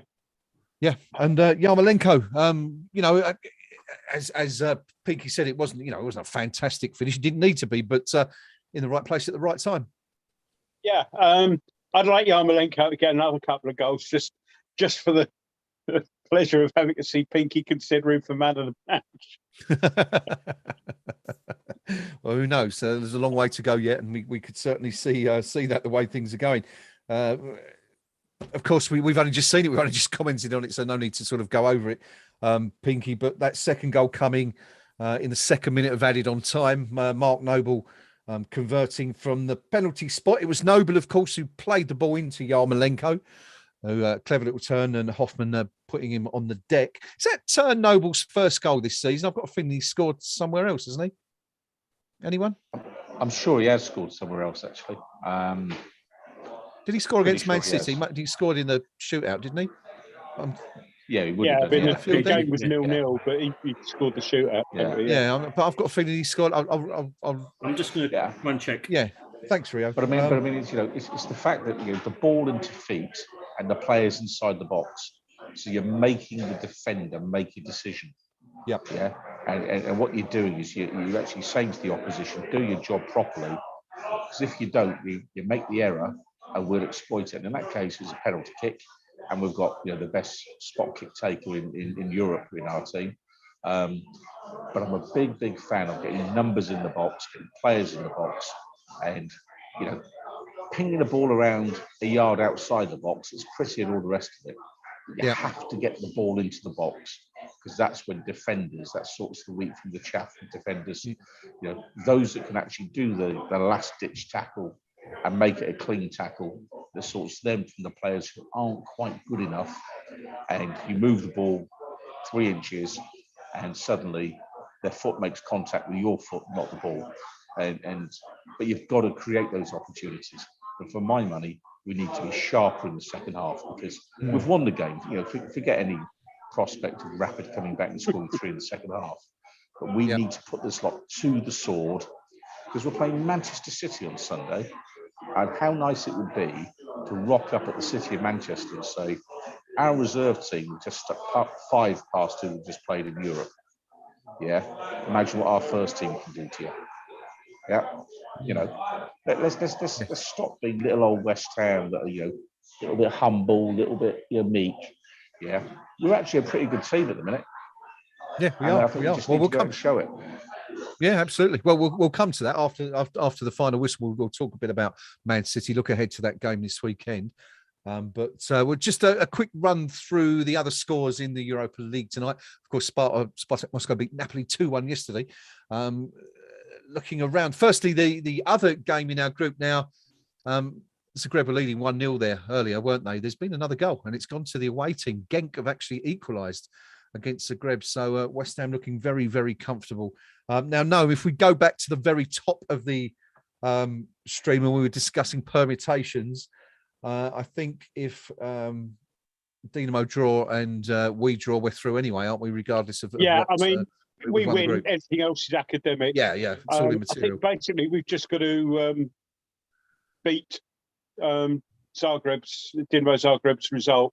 Yeah, and we'll automatically be top anyway. I think that was the basis of it. Oh, you should have read it down. Yes. It's there, look, it's there. I can't read what it says though. I was writing very quickly. All right. Before we go anywhere else, I've just clicked onto the YouTube sort of discussion chat thing, and I've just said hello to Dan Hart. Yes. Or as Dan's put it, oi oi gnomes. So yes, hello, another. Dan, if you're watching, mate. Dan, of course, another former member of our supporters football team back in the day, and I spent a very enjoyable weekend with Dan. Actually, a couple of weeks ago, we went strolling in the Yorkshire Hills. He took us on a nice jaunt around the countryside. Fantastic, actually, and it's good to see him. It's been a while since we caught up. Last time I saw Dan was when we turned up. We had a West Ham supporters that we had a veterans side. We went up to the IFA the big tournament up in Leeds. I think we got the team of the tournament, even though we didn't actually win the thing. We got some most sporting team of the tournament or whatever it was. I think it was because of our catchphrase or our slogan of "We're only here because Dignitas was shut." Sounds about right. Yeah. Sounds about right. Anyway, good to see you, Dan. Good to see you on the stream. The other scores from the Europa League tonight: Midtjylland 1, Braga 1, Dinamo Zagreb, as we just said, 1, Genk 1, Leverkusen and Celtic 1-1. Real Betis still hanging on to their slender advantage against Ferencváros, 1-0 up at half-time. Lokomotiv Moscow and Lazio 0-0, and 0, Ludogorets 0. Ex-Red Star, as known as given them the name for tonight, because there's too many consonants in that name to make any sense whatsoever. So anyway, coming back to this one here, West Ham got off to a good start, didn't we, Rio? Bowen, that chance, 6 minutes gone. Masuaku it was, wasn't it, who put the ball in from the left-hand side, and Bowen, really should have put that one away, shouldn't he? Should have been ahead long before the 40th minute. Yeah, most definitely. And that's three really good chances that Jared's missed in 2 games. I don't think he'd be happy with that. He's been a bit of a purple patch before that, scoring goals. Yeah. But, he's getting in the right areas, but he's probably about 7 inches too short to make a difference there. Insert your own smutty gags, everybody. But, he really should be burying chances like that, particularly this kind of level. He could give himself a bit of an early night, bit of a rest in the second half. But All's well that ends well. Yeah, very much so. And then Vlasic, of course, who was instrumental in the opening goal for West Ham, had a chance a few minutes later. The hosts came back into it a little bit, didn't they? Yarmolenko then had a chance. And then, of course, we had that one known where we felt that, there was a really good interception. The ball came across from the right-hand side. Souček lurking at the far post would have had a tap in, that interception not being made. But he's sort of on the periphery a little bit, isn't he, tonight, Souček? He's getting into those really good advanced positions, but it's just not working out for him at the moment. And pretty much the story of his season, isn't it? Yeah, but he's having a tidy game. Let's not forget what he's really there for, and that's to sort of win the possession in midfield and then sort of instigate further attacks from there. And he's doing that role, which is his main purpose, his main raison d'etre, if we're all going to be talking foreign languages today. Hello. And so, which he's doing that quite well. Now, stuff where he gets forward and gets on the end of stuff and picks up the odd goal is kind of the icing on the cake, really, for that. Mm-hmm. But I think he's having a good game, and which is his main thing. So I'm not too concerned that he's not scoring loads of goals, because it's him sort of intercepting in the middle that's putting us on the path to get goals from other sources in the first place. Yeah, very much so. Very much so. Big ups to my man Rob as well, who's joined us on the stream. Another former internet hammer from back in the day, Rob Campbell-White. One of my favourite players to play with, actually. Used to enjoy playing alongside Rob. Used to have a ball back in the day. But anyway, I digress. Talking about West Ham's bench tonight, we've only got one goalkeeper on the bench. What is the world coming to? Darren Randolph is our alternative. We've also got Aaron Cresswell on the bench for the first time this season. Kurt Zuma's on there, Ben Johnson, Ryan Fredericks, who we haven't seen an awful lot of. Elise, centre-half, Dan Chesters, who came on, as we said earlier, against Genk. Alex Kral, who I'm sure a lot of people felt might have been involved tonight. Declan Rice is on the bench there. Hopefully we won't need him. Said Benrahma, Pablo Fornals, and of course Sonny Perkins, who has been banging goals in for fun of late for the 23s. Be nice, wouldn't it, Pinky, to see Sonny get a run out for the last few minutes, and hopefully if we could get one or two more, it'll give Moisey the opportunity to perhaps do that. And why not do it with the youngsters? Why wait for the senior players to do it? And you can actually say to the youngsters, go make yourself a legend from day one, lads. And why not give Perkins a run out? Why not give Chesters a run out? And why not give Ryan Fredericks a run out? Stay on the hour, just make 3 changes. Vienna aren't scoring if we keep playing till Christmas Day. I mean, let's be clear here. They're about as interested in this as if I'm watching Tottenham. They're the equivalent of a no-show. The Pools panel would already have ruled on this. Probably 10 minutes into the game. So I don't think there's any great risk in playing the youngsters. Give them a run out, see what they can do. So I reckon a bit of pace up top, real pace, and with Fredericks bombing forward down a flank, Perkins and Chesters, you just might have something there that might actually get you those 2 or 3 goals that I think we should have, in addition to what we've already got. I'll make some changes. Fortune favours the brave and all that. Go for it. Gentlemen, before the start of the game, we all offered our predictions. Well, we're all kind of right, because we all predicted a West Ham win, but does anyone want to kind of review their choice there? I mean, none of us went for West Ham scoring more than 2 goals. Rio's waving his hand furiously at me. What do you reckon, Rio? I reckon Yarmo's going to get a hat-trick here tonight. I think he's going to come to fire. He hasn't used that famous one leg of his yet, has he? The head's been used, the leg hasn't. No. Earn your money, mate. Earn your money. Yeah, that'd be a first, wouldn't it, if he scores with a header and not with his left foot? But long way to go. Where the players are out now. In fact, for the second half, we've just seen Mark Noble. Have we kicked off Gnome yet, or are we? Not quite. Okay. Just it's rapid to kick off anyway. Attacking the goal to our right. Referee's milking his moment in front of the camera, and we're now underway. Okay, second half it is. West Ham going into the second half, leading by 2-0. Goals coming from Andrei Yarmolenko in the 40th minute. Mark Noble with a penalty. Of course, it was a penalty in the second minute of added on time at the end of that first half to give West Ham a comfortable advantage. I'm just seeing the referee blow his... The referee's got a bit of the Putins about him, hasn't he? I mean, he's a very Russian-looking referee. He is Russian, isn't he? I'm presuming he's Russian. Sergei Ivanov. The clues are there, Greg. Yeah.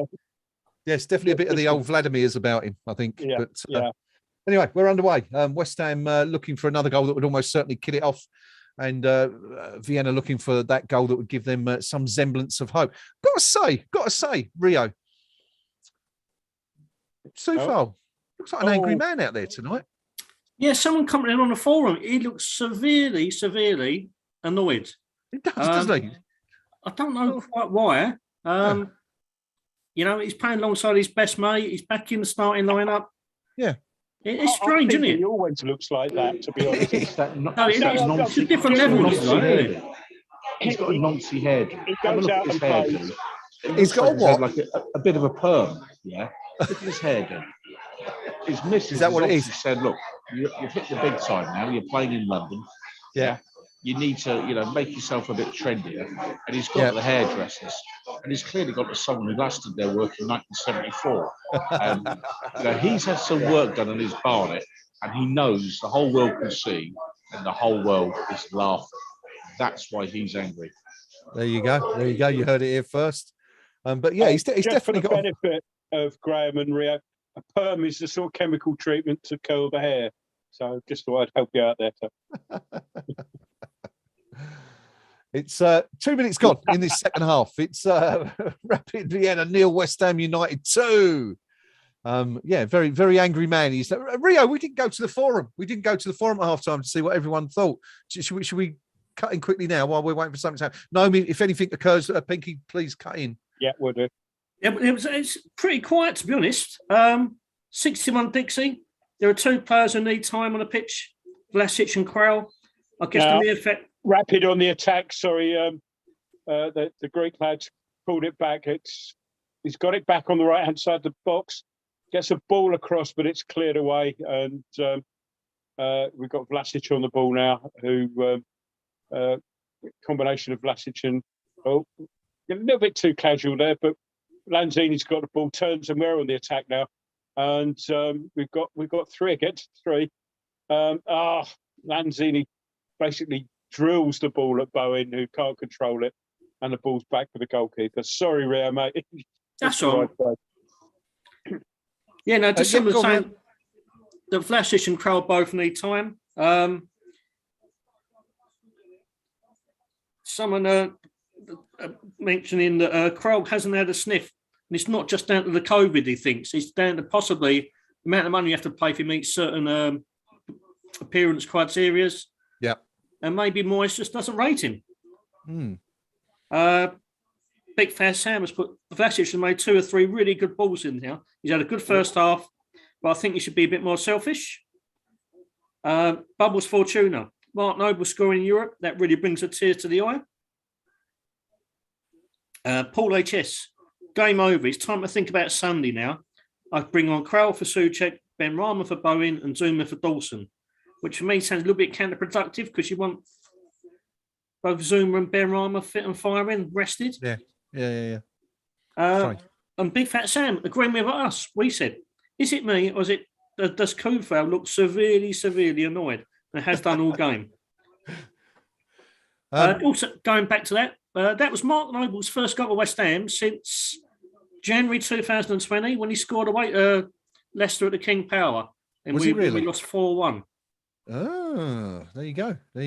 So he hadn't scored this season, well, apart from the Man City shootout thing. But there you go. I mean, let us know, anyone watching the stream, if you have got any ideas why Vladimir Soufal looks like such an angry ant this evening. Do let us know, because it's certainly got the hump about something, it would seem. Anyway, pretty quiet start to the second half, Pinky, but that's probably as we want it, isn't it?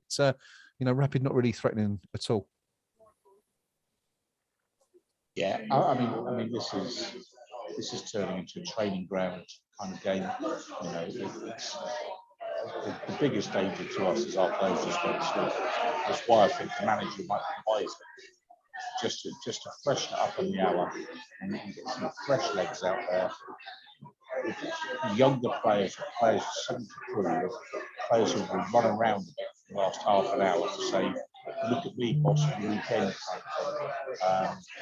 And to go on to Crawl, I don't know what the issue is with him. He's an experienced footballer, and we're making him wait and wait and wait and wait. It might just be the manager looks at him every day in training.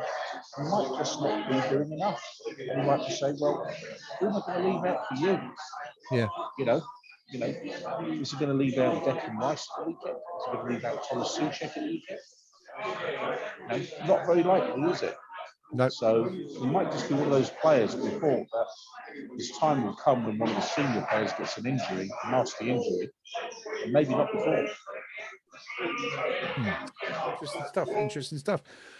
One other player we haven't touched on tonight really much, Noam, is Manuel Lanzini. There was a few calls at the weekend, wasn't there, for him to be given a place in the starting 11 after his recent performances. What do you? I mean, it hasn't really been exceptional tonight, but nobody has really so far. It's all been pretty easy. But so, what are your thoughts on Lanzini? Do you think he's perhaps in contention for a shout, at least in the first 11, or is it a case that it's so difficult to break into the side now that he's going to have to be content with what he's got, and that's sub appearances?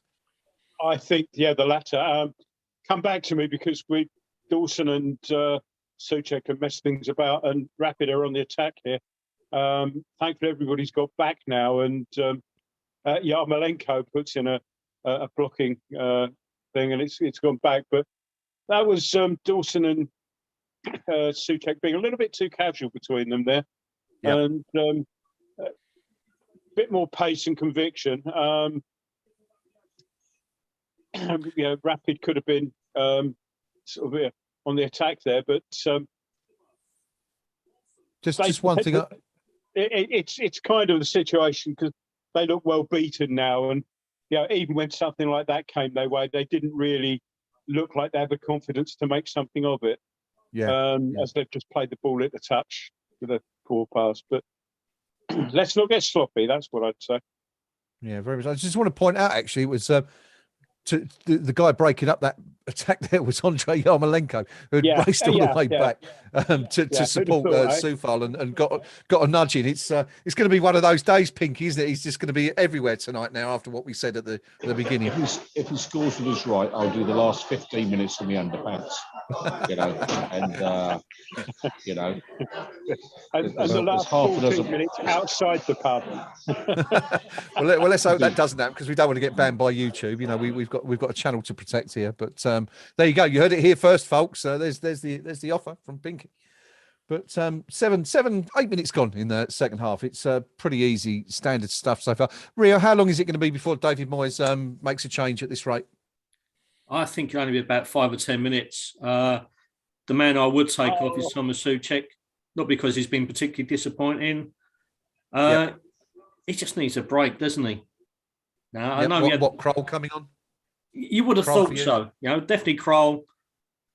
I mean, this is just like a testimonial game. It's just we're controlling it. We're not under any threat. It's just also pedestrian. So I think actually if you don't bring on Kroll, bring on one of the youngsters, bring on Chester. Just see how they get on. Liven it up a bit, because someone with a bit between their teeth, something to prove, might liven this game up a little bit. Our entire midfield, Noble, Lanzini, Suchek, we barely mention them all night, because what is there to do? They're just getting the ball, laying it off. There's nothing contributing, Yeah. I think the word pedestrian that you employed there just sums up the game perfectly so far. It's absolutely spot on. No, I think sounding a little bit exasperated again. Was that the cross from Masuaku? Yeah. It wasn't a bad ball in, actually, and we should have done really better with that. We should have at least been getting a shot in from that, but we kind of got in each other's way a little bit. So Polaroid has just come on the thing there. I think he's pointed out. I was saying it was Dawson and Suchek. It was Dawson and Noble messed up between them. Lanzini is in the box. plays Bowen in. Angle wasn't great. We've got the ball back. Lanzini's trying to work out. Plays Bowen out wide. Bowen's kept the ball in. Wiggling his way through and gets the shot in, and it nearly goes under the keeper. There's a Vienna player down, and the referee's blowing a little bit for the foul, but he's certainly ordering the physio on. Bowen. Let's see what happens here. So Lanzini plays in Bowen. Bowen tries to play the ball across. It gets blocked. Lanzini gets it back. Plays Bowen, pushes Bowen quite far too wide, really. But Bowen gets the ball back and then wiggles his way between a couple of players, gets the shot in. It goes under the keeper, but he manages to get back and stop it from going over the line. So I think we're just now looking at the bit of an accidental collision. I can see why the Vienna player went down there, because as Lanzini laid it off to Bowen, the two players collided at sort of head-to-head level. Painful one, accidental but painful. But some nice little work from Bowen there. It was did well to sort of get in those couple of gaps. Nice bit of footwork, and a little bit unlucky there that wasn't quite enough power in the shot to finally beat the keeper, but nearly nutmegged him. Yeah, it's a rare thing, Pink, isn't it? You see Lanzini go into a one-on-one challenge like that and come out standing up and leaving his opponent on the deck. But the nasty one could have been worse. So tiny, Lanzini. I've met him the one time when he met Jeff. And if you know my little brother, Jeff's not the tallest, he's shorter than I am. And Lanzini's about the same height. So I've got a great photograph of Lanzini and Jeff. So together. Changes of foot, gentlemen. Sorry, Pinky, go on. Yeah, so Lanzini, for my money, I think he really should be getting a starting berth in the first team again. I think he's worth a couple of games. I think he's fought whatever personal demons he had. He's fought them well. I think he's standing up to some of the physical aspects of the game better than he has done for a while. And I think he's worked hard, being a good professional. I'd give him a run out. I really would. I think he's done very well here tonight as well. When you refer to personal demons, what are you talking about specifically? The injury? Absolutely.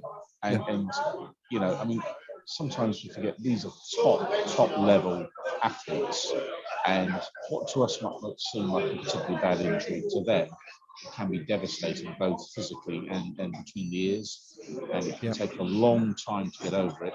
We've seen it with Andy Cresswell. I think Lanzini's in the same category, and fair play to both of them. I think they've stuck to the task, been good pros. And I wouldn't hesitate to give Lanzini a run out in the first team. I think he's a good footballer. Okay, Rio, what's your verdict on the Lanzini question? I think every time he's been called upon this season, he's done a sterling job. And midfield haven't been firing over the last few weeks or so. And I think he's very, very much earned a shot. We saw on Saturday we was deficient in a lot of areas in midfield. Might be slightly tactical, but players should be able to adapt to that. And we didn't. And when Manuel come on, it was one of the brightest sparks of the day, which we was actually clutching at straws for bright sparks, weren't we? We certainly were, yeah. Interesting. Well, there you go. Let us know what you think about Lanzini. Does he deserve a start in this team again now? No, there are a couple of changes for the hosts, including one of their more prolific strikers. They haven't got too many, of course. Funtas and who was the other guy? Knazmulna are both off, and they've brought on Kara and Grul. So that's the changes. I was just looking at the state. That was quite a whack the Rapid player got in the face there. I don't know if you saw it. Bit of a shiner he's going to have in the morning. But he was seemingly deep in conversation. Oh, now Rapid give the ball away. Yarmolenko cuts inside, plays a lovely ball. Good save from Grantner. And it's still there. That was his hand. It's cleared off the line, but we really should be 3-0 up there. Yeah. Lovely ball from Yarmolenko. Oh, dear. Yeah. Noble's got the ball out on the left, looking for help. Lovely Cruyff turn from Noble, and then a very weak cross into the goalkeeper's arms. But that really should be 3-0. As Rapid now try to come on the attack, but Souček's in there to break it up again, and we go again. That all started from a terrible crossfield ball from Rapid that yes, just to no one in particular, which we just snapped up. Yes, awful, wasn't it? I mean, we were talking, gents, weren't we, about Souček getting into advanced areas and not really getting the opportunities. And Pinky, you know, there's what often referred to, I guess, as a gilt-edged opportunity. Really, he's got to score from those situations, hasn't he? Not sure Pinky can hear me, but Rio, yeah, he can hear me. Just saying, Souček's really got to bury those, Pinky, isn't he? You know, he's in those circumstances. Yeah, absolutely. And you know, the fact that we haven't, the fact that he hasn't, this is why I keep referring to, you need to get fresh legs out there with players with points to prove, because some of the senior players out there tonight are now looking at going, Souček knows he's going to start against Man City. He knows it. Yeah. And you know, he's not going to enhance his reputation against Vienna. Why not give a couple of youngsters a go and see what they can do? And you know, this should be 3 or 4. The fact it's only 2 is a bit of a damning indictment on us, really. You know, for all of our possession, for all the way we've controlled the game, there's been a lot of laziness out there tonight. Slack passes, you know, casualness to the play.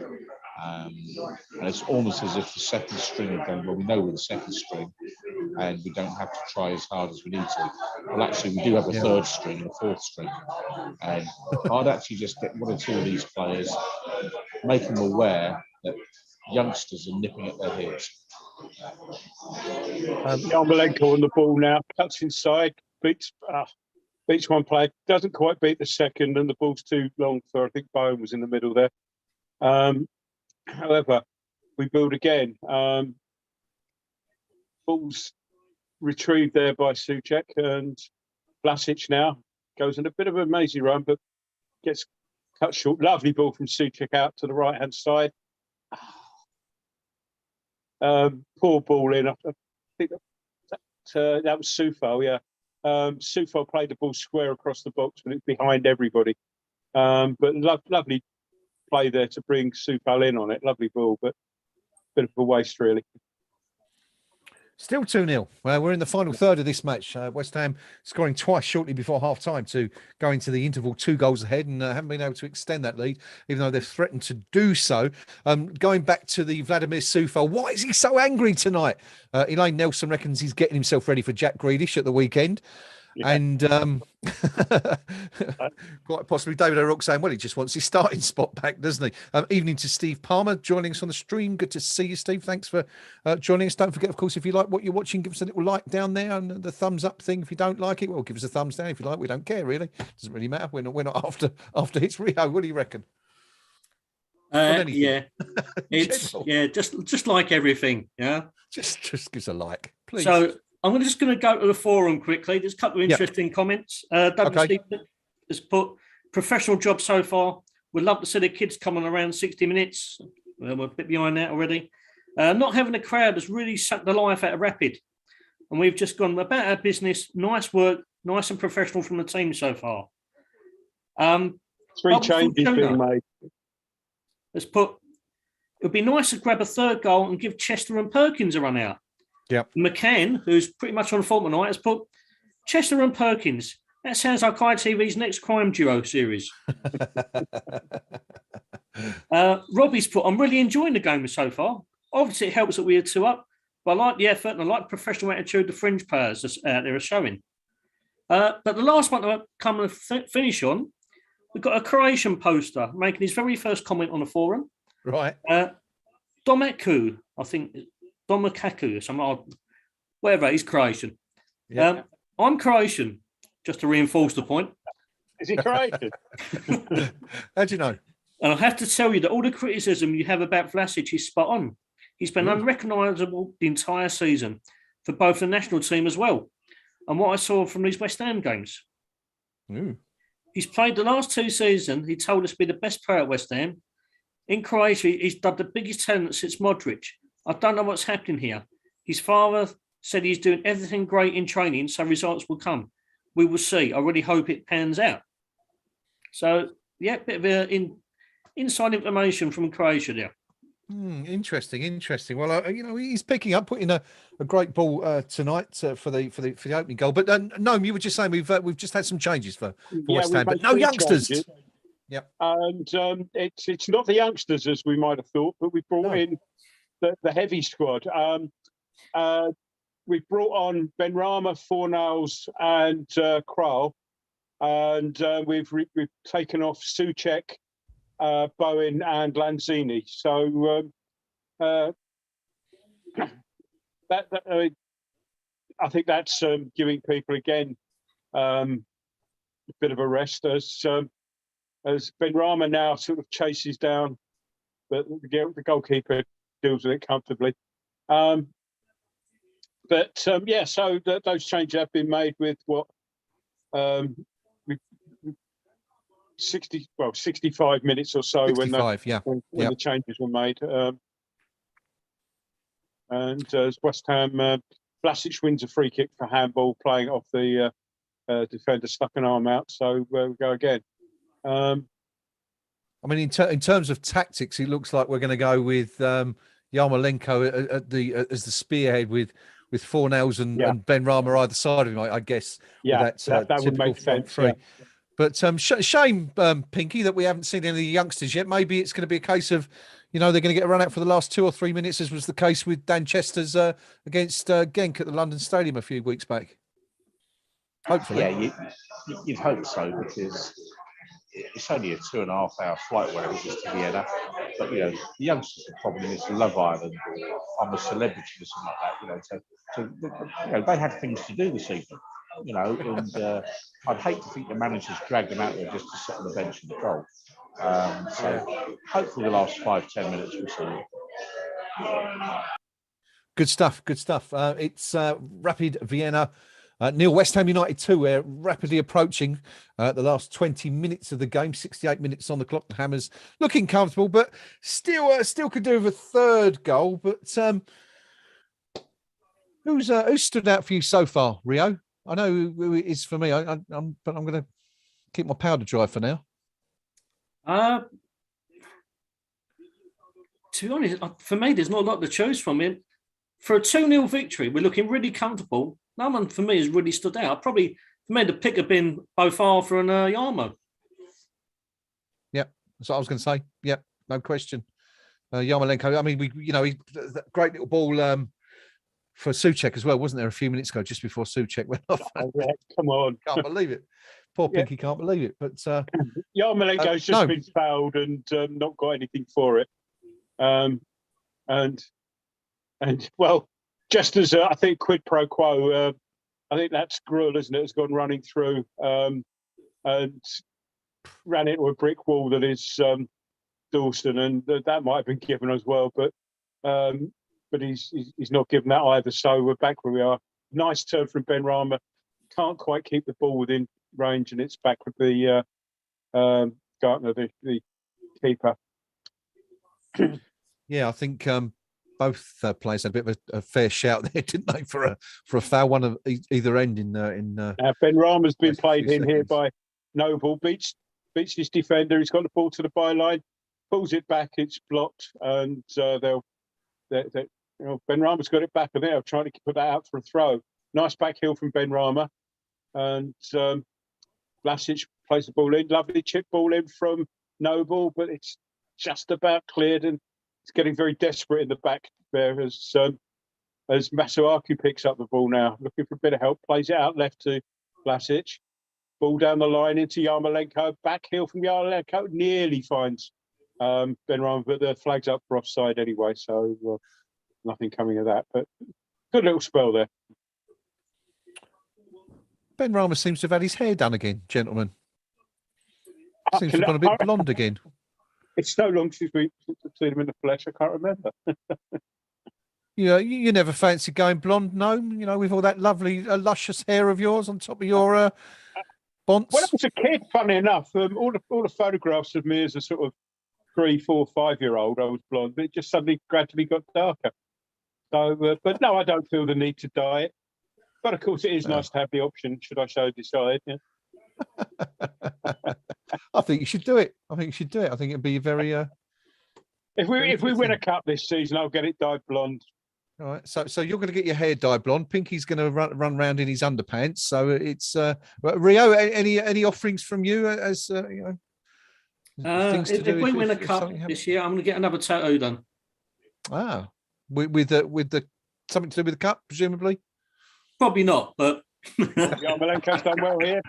Just an excuse. No. He's now been given offside again.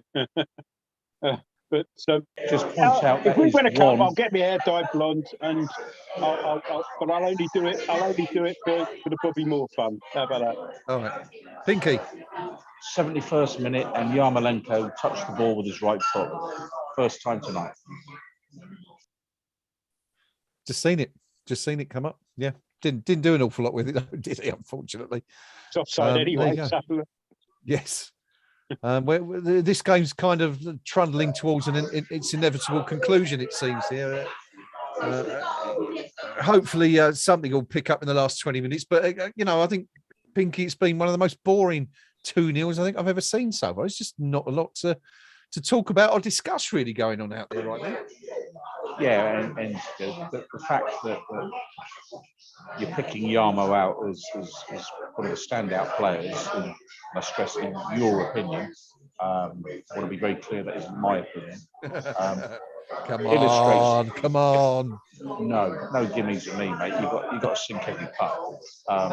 But it illustrates the point I was making earlier about whilst we've controlled the game and dominated, we haven't played well. Rapid had a chance there. Well. And what we've allowed is Rapid Vienna to drag us down to their level. Being no doubt about that. We've been ponderous on the ball at times. We've been too slow. We are a much better team than this. And I'm disappointed. It was 2-0 away win in Europe, and I'm saying it's not very good. But I think that's just a reflection on the opposition more than anything else. Yeah, I think you're right. I think they have kind of brought us down to their level. It's been very disappointing. Just to emphasise that point, Noam, we've just seen 2 shots from Rapid Vienna, and neither of them really troubling Alphonse Areola at all. That second one in particular was poor old Arthur got caught up pitch and been sold out there, and ball went down the right hand side. It was played back in, really, you've got to be finding the target from there. Now, is Ben Rama on side here? He's been given on side. He's through, but he's got too tight an angle, and it's put away. He's put wide. Yeah. Well, no, maybe the guy in the middle was playing him on there. Yeah. So must admit, first thought that was offside, but kind of neither a shot nor a cross really. Look. That was Vlasic's goal there, wasn't it? I think, Noam, if he lays that ball across, he's in acres of space. If he'd gone for the full cross, it was a tap-in, yeah. Yeah. But I think it was one of those ones where he didn't know what to do, and he did neither in the end. And yeah. I admit that the first thought I had was it was offside, but when they showed the replay, there was somebody in the middle that was probably just playing it on. VAR would have had some fun with the lines, but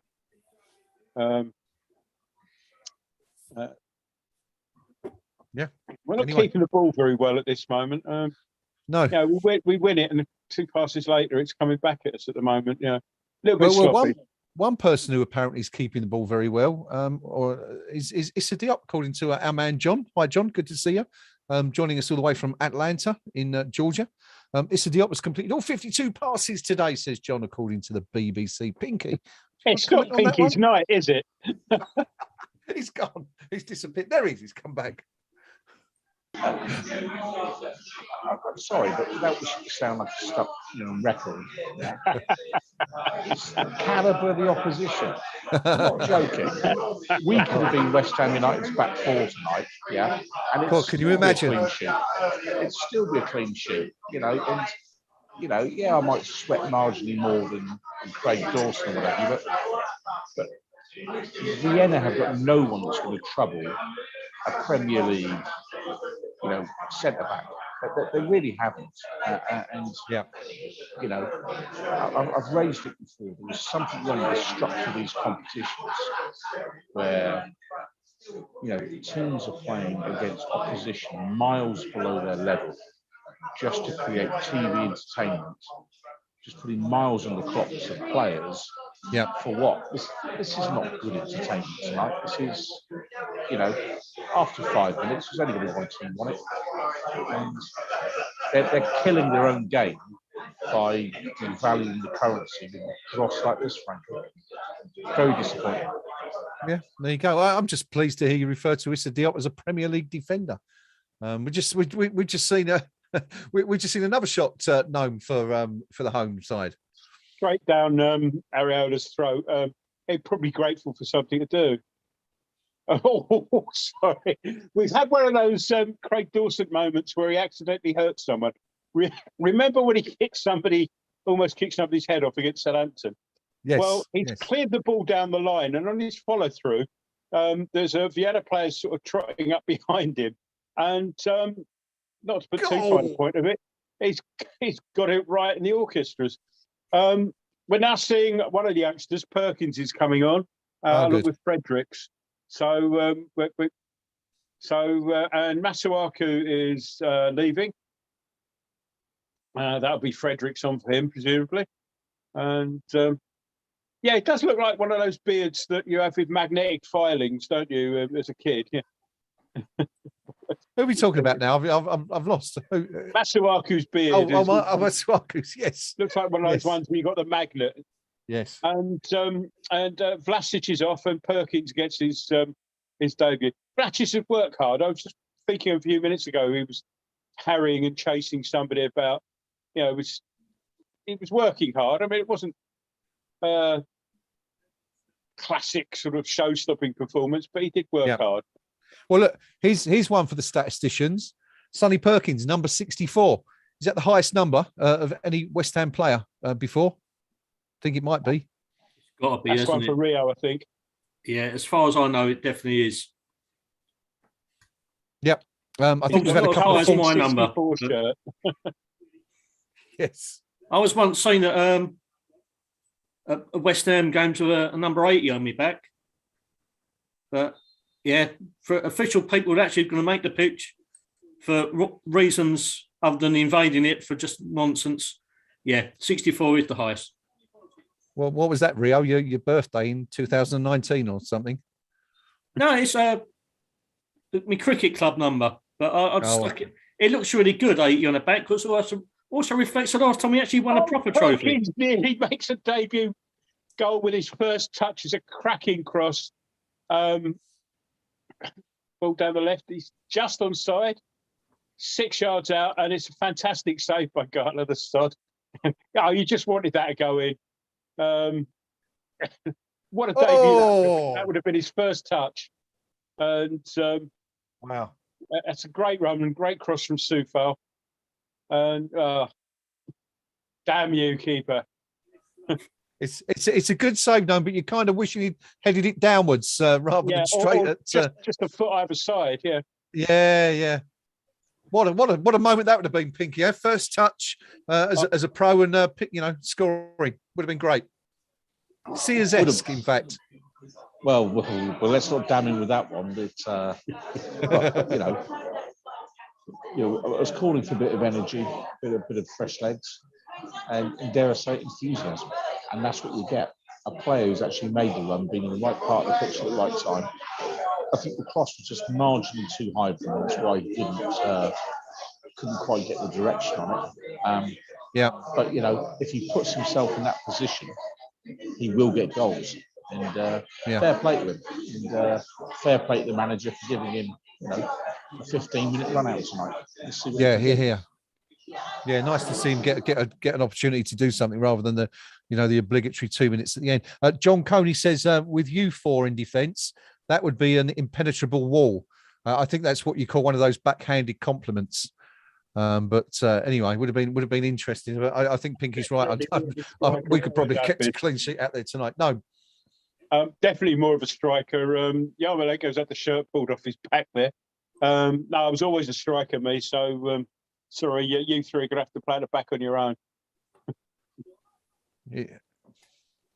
Well, to be fair, I don't think we would have had any problems, would we, tonight, judging by the calibre of the opposition. But anyway, we're in the final 10 minutes. It's still Rapid Vienna 0, West Ham United 2. The guy from Dex's Midnight Runners has just given away a free kick. Not quite sure who again. Who is that? What's his number? Turn round. I can't see your number.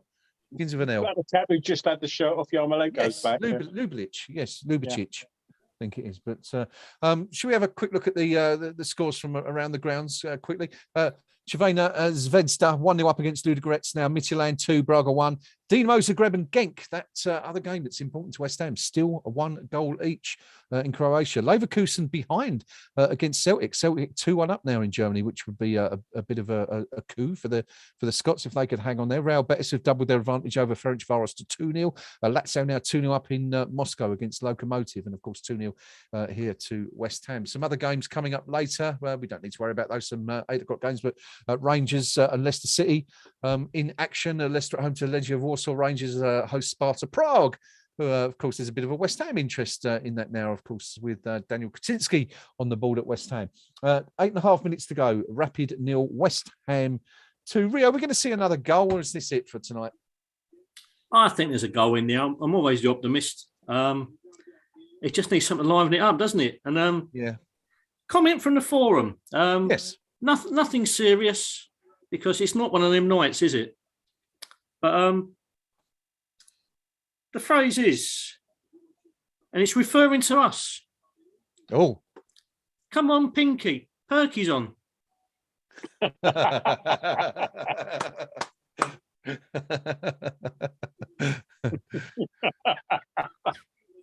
To anyone under 45, they're probably thinking, what's that all about? But Pinky and Perky, the original Chipmunks, for those of us who grew up in the 70s. They were Czech actually as well, believe it or not. Were they really? Taking over everything, aren't they? Yeah, they were. I think they were Czechoslovakian. To this day, at Christmas, there's the Pinky and Perky Christmas album comes out at some stage of proceedings down at my folks. It's one of those little Christmas traditions that families have. Must be a hoot down at Thrower Towers on Christmas Day, I would imagine. It is, yeah. But yeah, Pinky and Perky, good stuff. Did I ever mention that KUMB is now hosted in the Czech Republic as well? I'm not sure if I mentioned that at some point, but there you go. They are the Czech influences. Yes, the Czech influences everywhere at West Ham United, right? And good stuff as well, because it's been very positive. 7 minutes to go. No, we're looking for another goal. Are we going to get one? I hope we do, actually, because I know I predicted 2-0, but you did. My Betway bet was as a throw gets given the wrong way. My Betway bet that I did on this, I did actually go for 3, so it would be nice. Can't remember what the odds were, so I only put a few quid on it anyway. So Kral now on the ball. We've got Soufal outside him.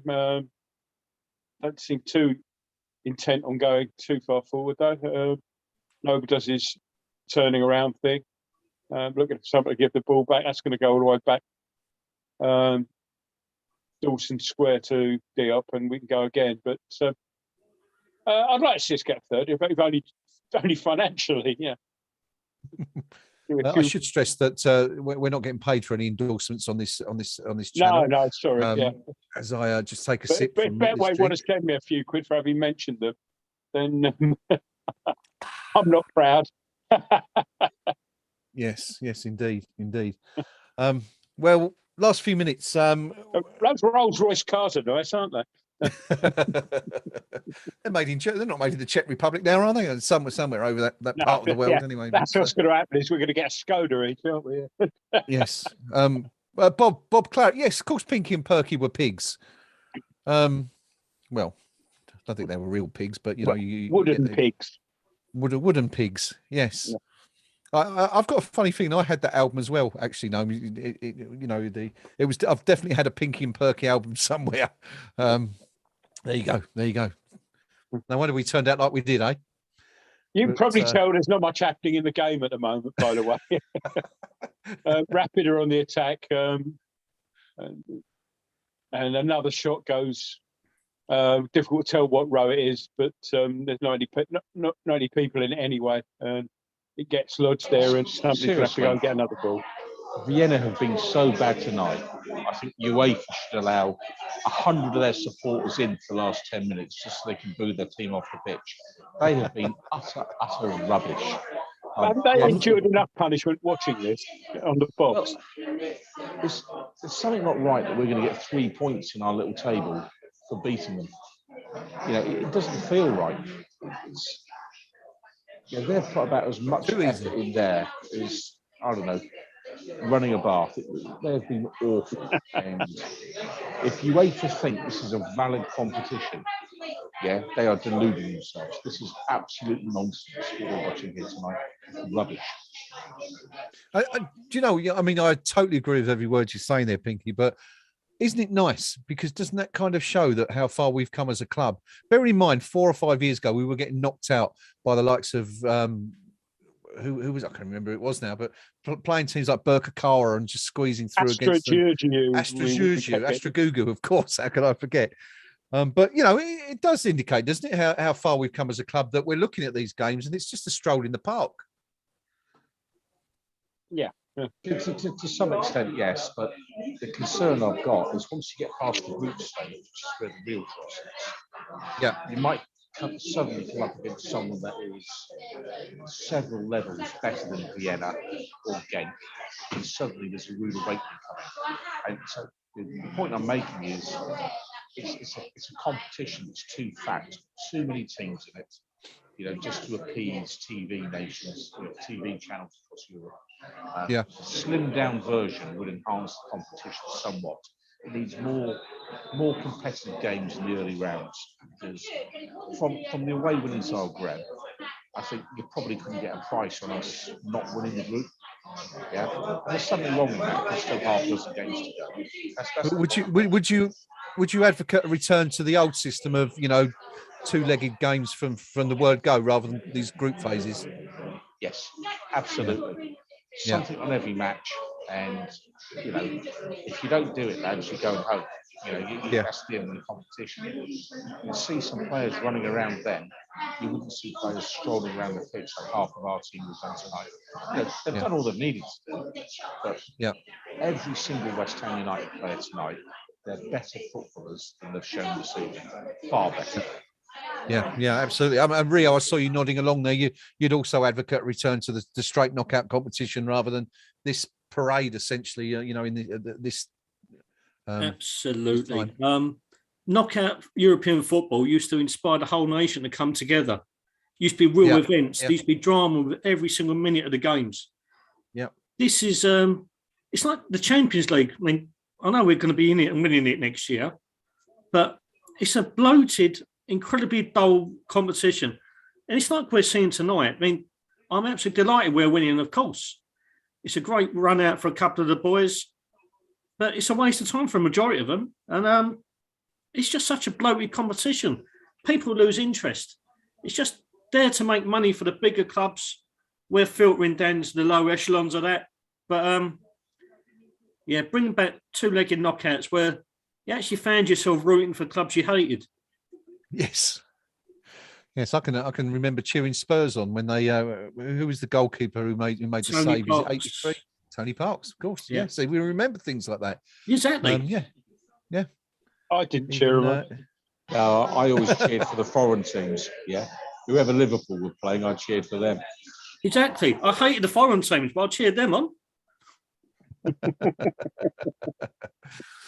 Many years ago, I remember being in Germany on an exchange trip for a Liverpool final. Was it Hamburg they played around 1980 in the European Cup final? But anyway, Yeah. it was I had to support Liverpool just purely because I was English, and it was England against Germany, which of course was still quite a rivalry back in those days 40 years ago. But anyway, there's a game going on over here apparently.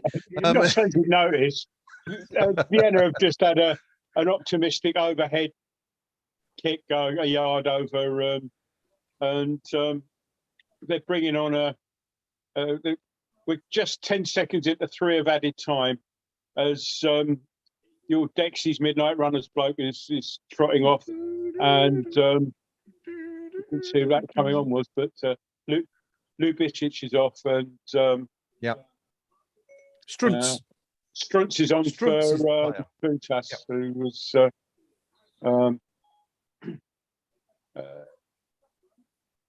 probably one of their brightest sparks, but not that they've got any really. But so yeah, we're 42 seconds into 3 minutes of added time. As Vienna desperately trying to salvage a goal out of this. They're not going to do it like that. That's a shot that started going, that started off about 10 yards wide and just went wider and wider. So that was from Ballo. So it's all petering out a bit, really. Job was done, really. I think we went 1-0 up, really. I think, but we just played it out at the back now. Yarmolenko picks up well, comes deep. Ball played down the left. Got Noble out on the left wing. Plays the ball back inside to Fredericks. Fredericks tries to square it, but ball comes back out to Krau, who's had a tidy game since he came on. Krau, he's won a lot of balls. Balls in the box. Yarmolenko, lovely back heel. They didn't quite play Perkins in there, and it was cleared, and ball's gone out for a Vienna throw. Nice little back heel from Yarmolenko there, I have to say.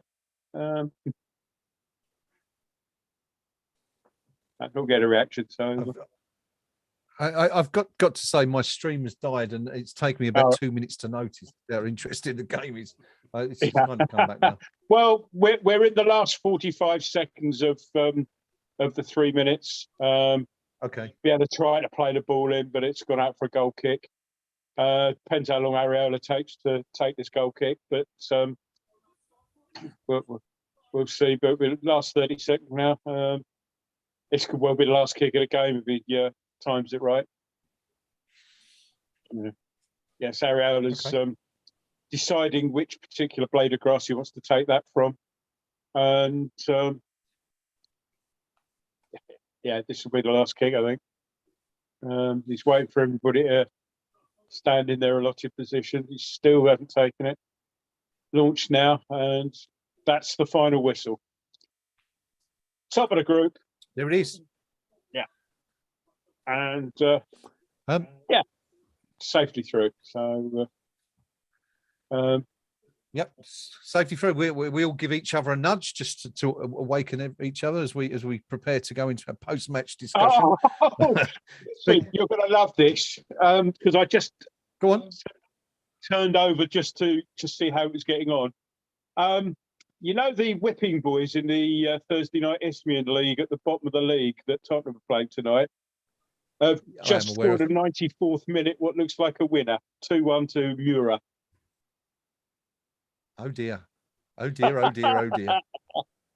So I literally just turned over to see what the score was there. I'll go back to us now and hope it stays like that. What a dreadful shame. Poor old Tottenham. It's happened again. Yeah, got it for him. Anyway, it has finished. 2 goals. Rapid Vienna 0, West Ham United 2 in Austria. The 2 goals coming at the end of the first half. Andrei Yarmolenko opening the scoring 5 minutes ahead of halftime, and Nico Vlasic cross beautifully delivered for Yarmolenko to steer home with his head to give West Ham the lead. Then Mark Noble, his first goal since in well over a year, as Rio pointed out, from the penalty spot after Yarmolenko again was involved, tripped inside the box after receiving the ball from Noble. Noble stepping up to slam the ball into the top right-hand corner of the net, even though the goalkeeper guessed right, he was not going to get it at all. And that was enough to give West Ham a very, very comfortable, disappointingly comfortable, you might say, 2-0 win in Vienna. It is, of course, enough to send West Ham through to the last 16 of the Europa League, where, well, we don't know who awaits. We're going to have a look at that in a little while anyway. But let's get the group's initial post-match reactions. I shall start with Pinky down there at the Rising Sun in Brentwood. Pinky, West Ham winning 2-0. What did you make of that? Easy. I mean, you know, that was as close as you get to a bye, really. You know, a nice gentle run out for predominantly our second string. Never looked in any danger of conceding a goal, let alone losing the game tonight. Comfortable 2-0. Should have been more like 4 or 5, really, given the calibre of the opposition. But the manager will look at that and go, we top the group, which is bound to have some sort of benefit on these coefficients about who you draw the next round. No players are injured. He's managed to give a few lads a run out. So the manager will say lots of positives tonight. The disappointment, obviously, for me, no West Ham United supporters in Vienna tonight, because the glamour tie of the round, of this round for us, is away to Vienna. There are thousands of trips. And because UEFA do not know what they're doing, and are targeting the wrong people yet again. We have no supporters there. But on the night, you can only beat what's in front of you, and West Ham did that comfortably. Easy win, and so it should be, because Vienna were poor, and we are miles better than they are. Okay, great stuff. Thank you. No, I'll come to you next. An easy win, says Pinky, and it's hard to disagree with that. How do you assess what you've just seen? Yeah, comfortable. It's a win's a win. They were poor. Never has a club sponsor been so inappropriate. I think Vienna Energy had on their shirts.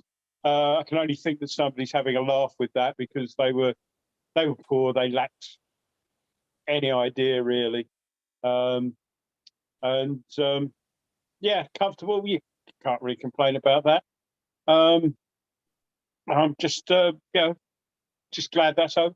Means we can, of course, put in a load. We can give a load of kids a day out against Zagreb.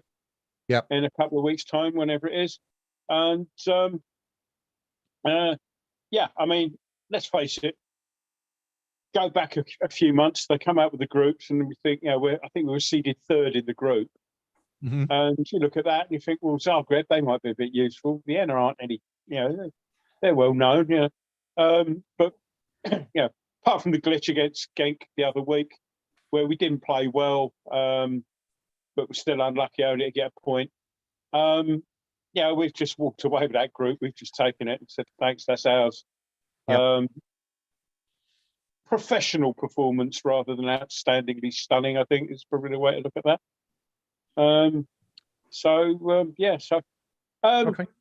Other games though, that Celtic game looked interesting. They were 2-1 up. Yes.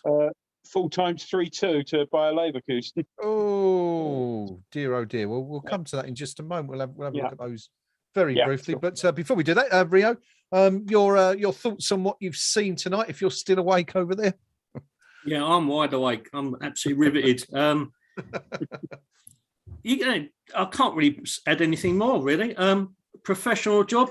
Wasn't a particularly good performance, which is a bit of a worry, Chris. But definitely the second game in a row. I mean, the Genk game as well wasn't particularly good. So, and there's a few things to worry about.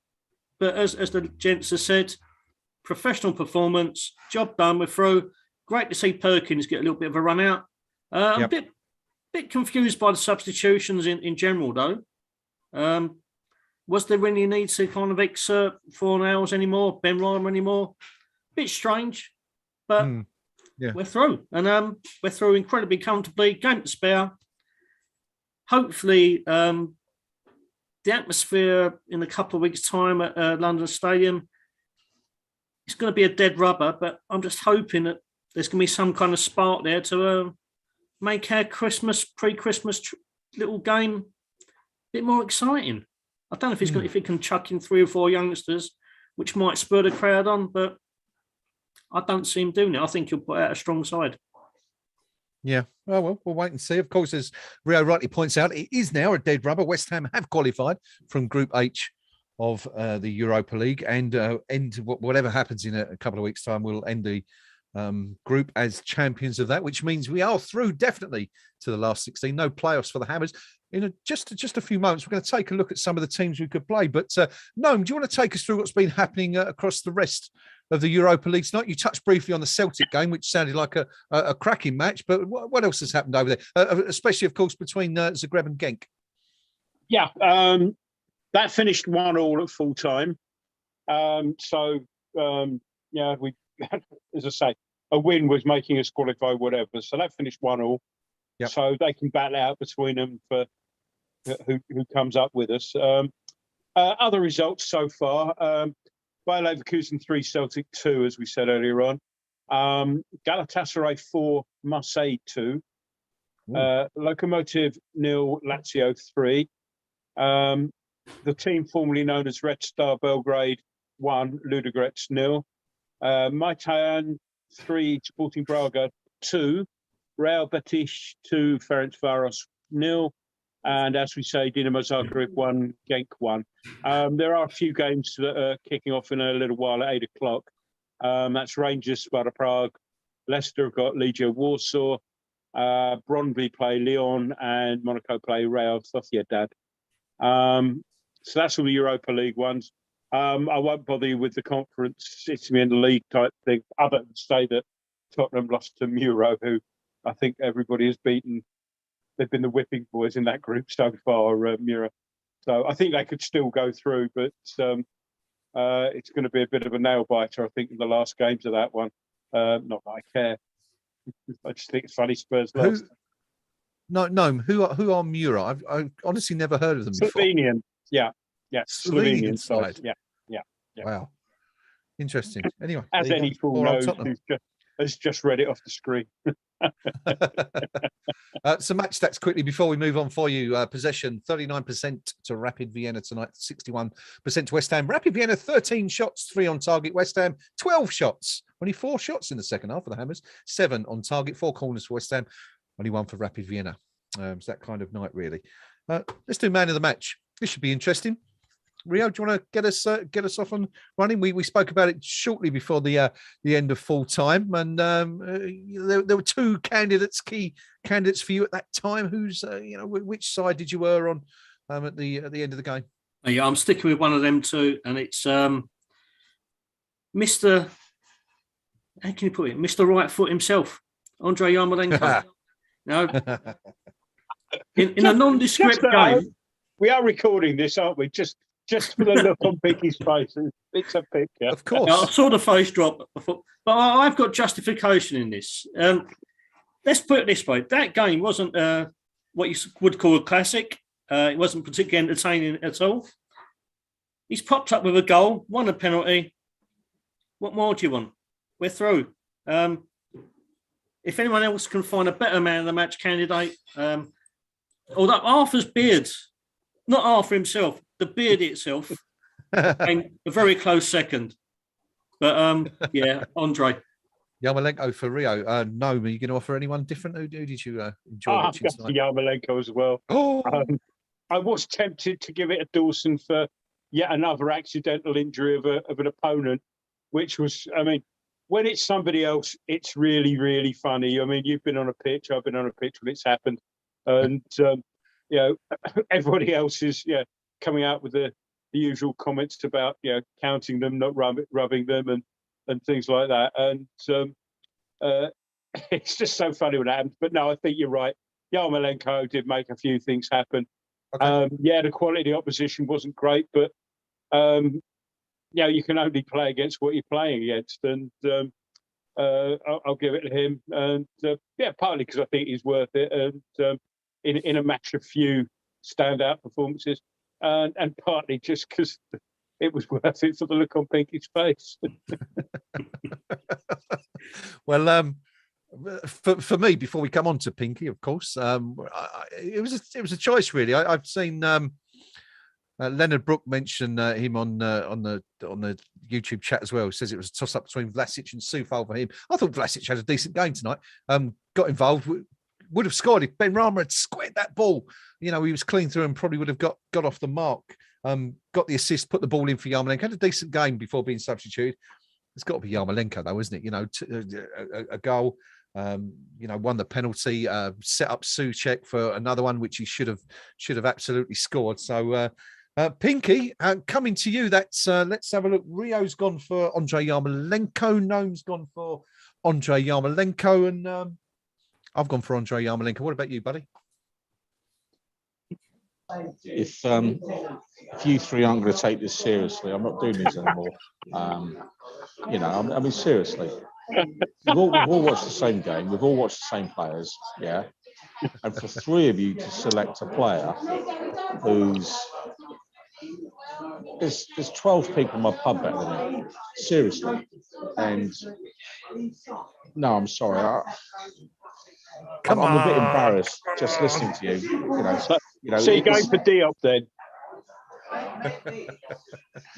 In all seriousness, nobody stood out tonight for my money. You could say, well, yeah, your argument is Yarmo did because of the bits he did. He did okay. Okay, but I'm not going to move past his deficiencies in terms of technique and how limited a player he is, because doing the show reel stuff, well, that's fine, but it isn't enough for me, and it never has been.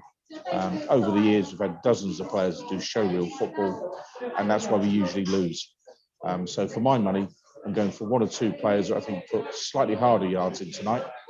It's going to be either Tommy Souček or Manuel Lanzini. And I'm going to give it to Manuel Lanzini tonight because, for my money, he looks like he's returning to form. Yes, he got subbed off, but actually, he's a neat and tidy footballer, and he's a better footballer in his sleep than Andrei Yarmolenko will ever be in 100 years. And I'm sorry, but why do we love Declan Rice so much? Left foot, right foot, head. Yeah, makes all the right decisions. Plays the game as if he's played it his whole life.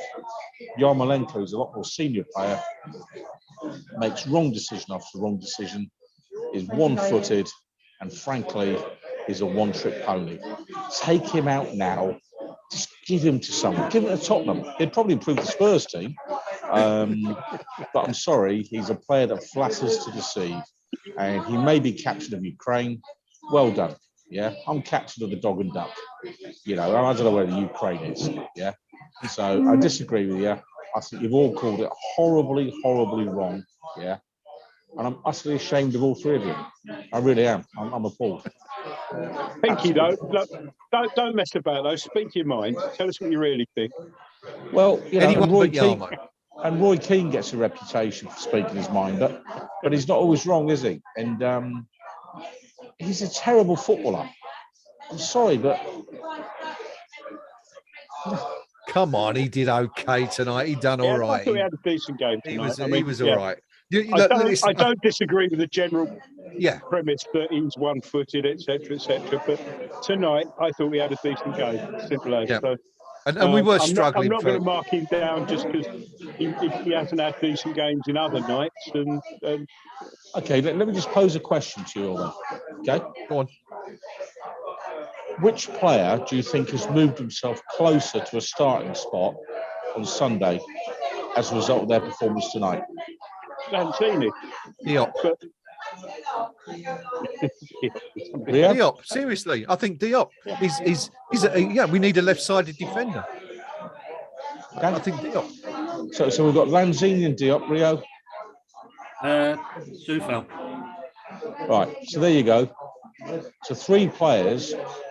Yeah, none of whom are Yarmolenko. Yeah, but they didn't influence the game as much as Yarmolenko did. Sorry, lads. I feel we could be here all night trying to convince Pinky of I've got a pack. But there you go. Anyway, so three of us went for Yarmolenko. Pinky, of course, not going for Yarmolenko, going for Lanzini. Of course, let's be honest, had a decent enough game. But it was one of those games, wasn't it, gentlemen, when nobody really stood out tonight. And we're all struggling to find anyone who's quite outstanding. Rio, should we have a look at the KUMB.com forum match thread and see what our fellow Hammers thought of tonight's game and who they felt was, the man of the match? Let's go over to our fellow supporters for a roundup.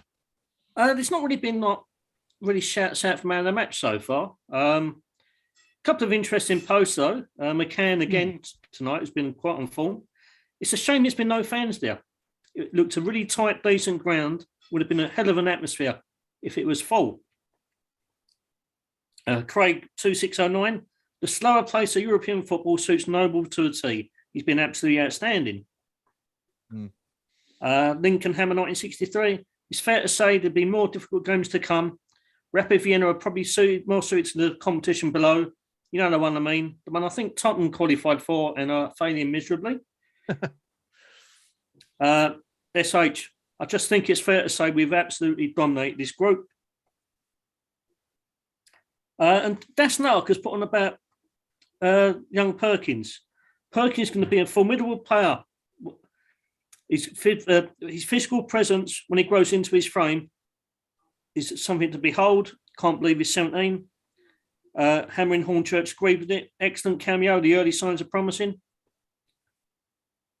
And Dasnark again he'd been on the pitch for just 10 minutes when he started the point where he went and the ball played to him. I love that, see that kind of confidence and composure at that young age. And Big Fat Sam. Crowd looked incredibly good in those last 25 minutes. I think Ace Face has pretty much summed it up better though than anyone else. Incredibly tedious game for the spectator. Professional performance as a team. Excellent result in terms of the next section of the season. I hope this gets shoved down my throat with venom at some point, but Vlasic isn't likely to get cut it in England. Ooh. So I think it's a little bit harsh on Vlasic. I thought he had a decent game tonight. But the rumblings that I think because he hasn't had an outstanding start to his West Ham career, the rumblings are getting bigger and bigger every week. But I thought he was all right tonight. Yeah, totally agree. Couple of comments from social media. Tony Gotti took to Twitter to say top spot in Group H in qualification for the Europa League. Last 16, Moyes has managed our squad for the competition very well so far. The European tour continues. Irons. And Jimmy Walker also saying top spot in Group H. Jimmy Walker. It's not Jimmy Walker. It's Thomas Soucek, who obviously was finding something interesting to do on the sidelines for the final few minutes because there was nothing else going on, of course. Tweeted just after the final was to say top spot in Group H, qualification for the last 16 in Europe. Well done, lads. And interesting post from Jack Elderton, who is, of course, 1/3 of the new KUMB podcast team. Jack, one of our analytics chaps, doing a great job. If you haven't looked at the new KUMB podcast, have a look at the KUMB.com homepage because the links are there. Says that Carlton Cole was on TV tonight saying that we tried Sonny Perkins at left back, centre back and central midfield before he got to go up top this season due to injuries. Truly remarkable in those circumstances that he's doing such an incredible job. That is almost... Machiavelli-esque, isn't it, in some ways, Pinky? I'm coming to you about Perky, of course, again. But fantastic. I mean, I wasn't aware of that. Were you? That he wasn't a natural striker, but he showed his credentials with his first touch tonight, didn't he? Yeah, it's not that unusual for a young player to play 3 or 4 different positions at this stage. It really isn't, because there's so much still to happen to their bodies. A 17-year-old, he might grow another 6 inches, and suddenly you say, well, and he might fill out a bit too much. Yeah. And to have the mobility that he might want as a striker, you might say, well, maybe somewhere else on the pitch suits him. But we had the debate in Declan Rice's early days. Was he going to be mobile enough for midfield? Well, don't we look stupid asking those questions now? But there was serious debate as to whether he would be a better centre back than he ever would be, a midfield player. A couple of years down the line, I think we've all got the answer to that question. So Perkins could be another one. I'm just pleased that the manager has got an open mind and says, if you can score goals at that level, the younger level, we'll give him a run out, see what he can do. And he showed a great instinct there tonight. He was in the right place at the right time. Didn't quite finish it. But do you know what? You know, getting in the right place at the right time, that's half the battle, isn't it? Yep. You know, just knowing where to be. So, you know, if we get 2 players out of the current crop of academy players, that's a good return. So the fact that the manager's had a look at Chester's in an earlier round, he's had a look at Perkins tonight, that bodes well. And hopefully come maybe the FA Cup, we'll start to see some of these players featuring for 60, 70 minutes. They're just 1 or 2 at a time to see what they can do, because you never know. You never know. You've got to give them pitch time to find out. Yeah, just one other aspect of West Ham that's all going so swimmingly well at the moment. The first team doing really well. The reserves, or the under-23s as they call them now, topping their group, Premier League 2 Division 1 as things stand, and Sonny Perkins coming through. So it's all looking good. It's all looking remarkably good. Just interestingly, I don't want to dwell on it, of course, because it's Tottenham, but I've just seen a tweet. Let me see if I can find it from Sport Bible that said Tottenham's. The team that beat Tottenham tonight, Mura, that was their first Conference League point tonight. They weren't even a club 11 years ago. They're only recently formed a decade ago. And apparently Mura is a town of just 11,000 people, which is about, I don't know, a quarter of Benfleet, I suppose, for those Essex-based fans of you.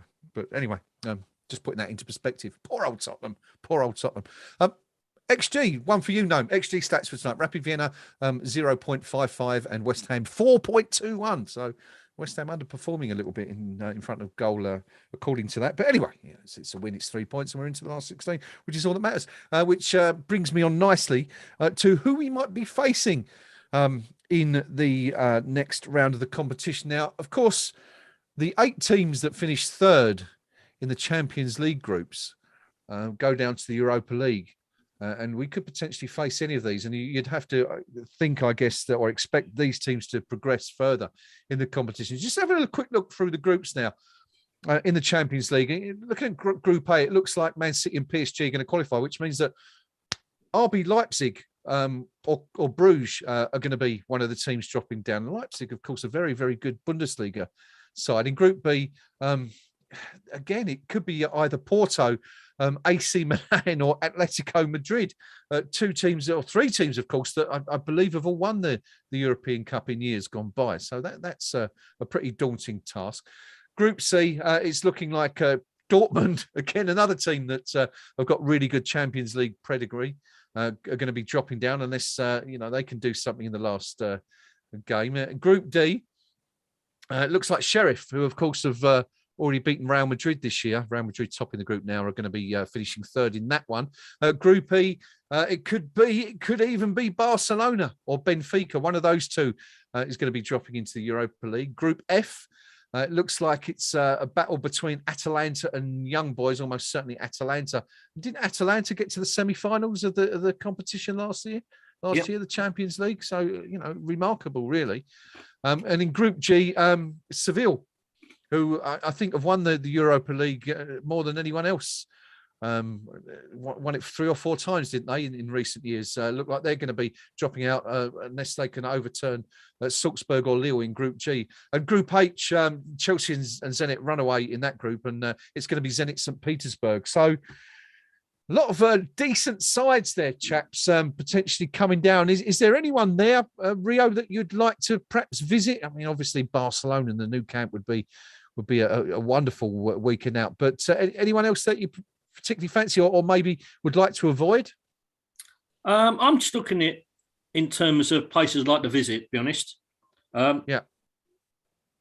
I like the look of Atletico Madrid's new ground. Love to do that. I think Dortmund is an experience every football fan should experience once in their life. Sheriff, because I like a trip to Nottingham. Always one of my favourite away days.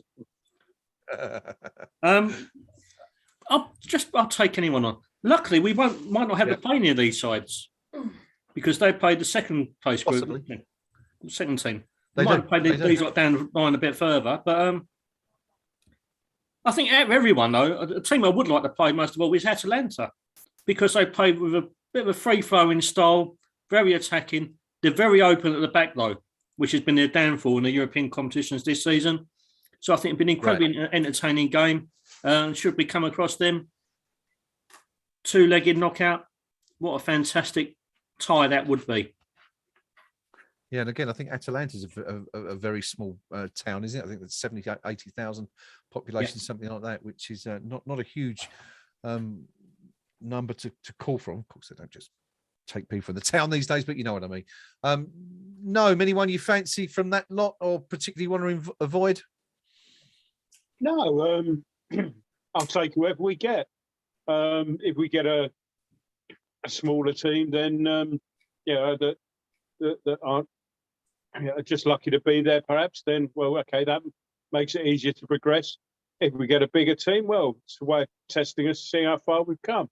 Yeah, it's just as I said, I said a lot last season. I'm saying again this season. Let's just enjoy the ride. Let's not go all sort of a few good wins and looking at sort of Champions Leagues and things like that. Let's just and it's an old cliche, but it worked for me last season, so I didn't get too carried away. Each game as it comes, and, it does work. I mean, joking apart, not entirely sure you'd want to go at the Sheriff, Rio. It's they kind of play in a disputed territory. Yeah, they're Moldovan, but they play in this area of Moldova, which is Transnistria, which is kind of almost a de facto state of its own, and it's like a dictatorship. And the guy who owns the club owns that mini sort of country, and Sheriff is the name of his company, and he owns everything there. So it does sound like Nottingham, though. It still sounds like Nottingham to me. Well, it owns Nottingham then. But I think I'd avoid that as a place to go more than anything else. But okay. But no, just bring it on. Okay, all right, good stuff. Pinky, I get the feeling that whether we draw Sheriff or Barcelona, you will be out there waving your claret and blue scarf as always. But is there any grounds there that I mentioned that you've not visited before that you'd particularly like to cross off on your checklist? Actually, what I'm enjoying most of all is the fact that all over Europe tonight there'll be supporters from the likes of Barcelona, Atletico Madrid, sitting there going, "We hope we don't get West Ham United." You know, and that's actually how far we've come. You know, you'll have so-called European superpowers, European Super League wannabes, looking at us in a potential draw, going, "We don't want them." Yeah, and so I'm kind of enjoying that. I mean, who would I like to get? Zenit, St. Petersburg. I think a trip to Russia would be good. So I don't think there's any chance of supporters misbehaving out there, for being honest. The Russians have a way with dealing with crowd disturbances. Yes. The new ground for Atletico, I've done that. It's the soulless bowl on the outskirts of Madrid. Honestly, our supporters, I don't think will have a great time at the ground. I think they'll have a great time in Madrid. Yeah. Barcelona would be the glamour one, but this has got the Barcelona of 6 or 7 years ago. This is kind of like Arsenal light, if you know what I mean. A long time since they've won anything. So for my money, I'd like to go somewhere a little bit exotic. Like St. Petersburg's a beautiful city, but there's no one I particularly fear. I think the one team who I'd want to avoid really is Atletico Madrid.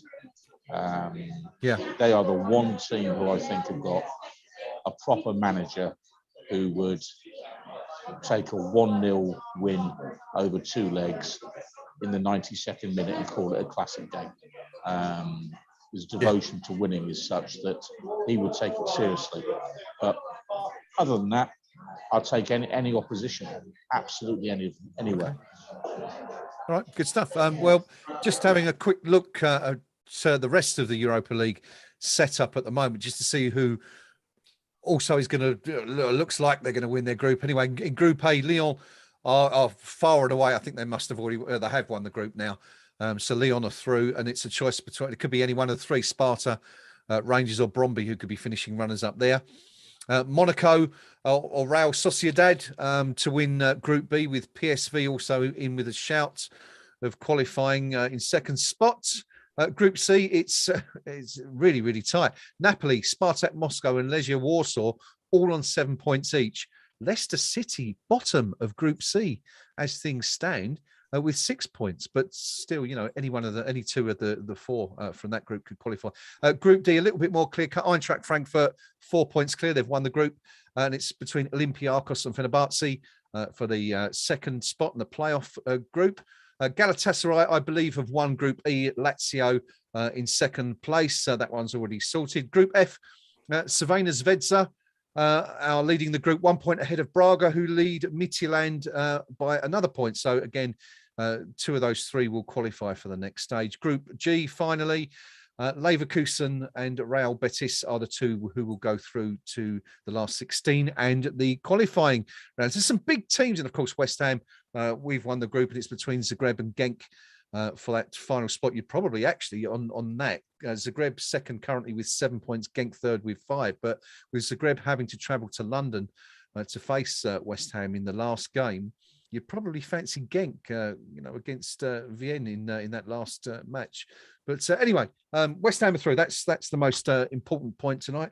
Number of good teams, but it's all going to get very, very exciting next March. I think it's next March, isn't it, when the playoffs are decided and the last 16 recommences. So we have a break anyway. We can concentrate on the Carabao Cup and the FA Cup between now and then. Looking ahead, this weekend, pretty big game, actually, in terms of the Premier League.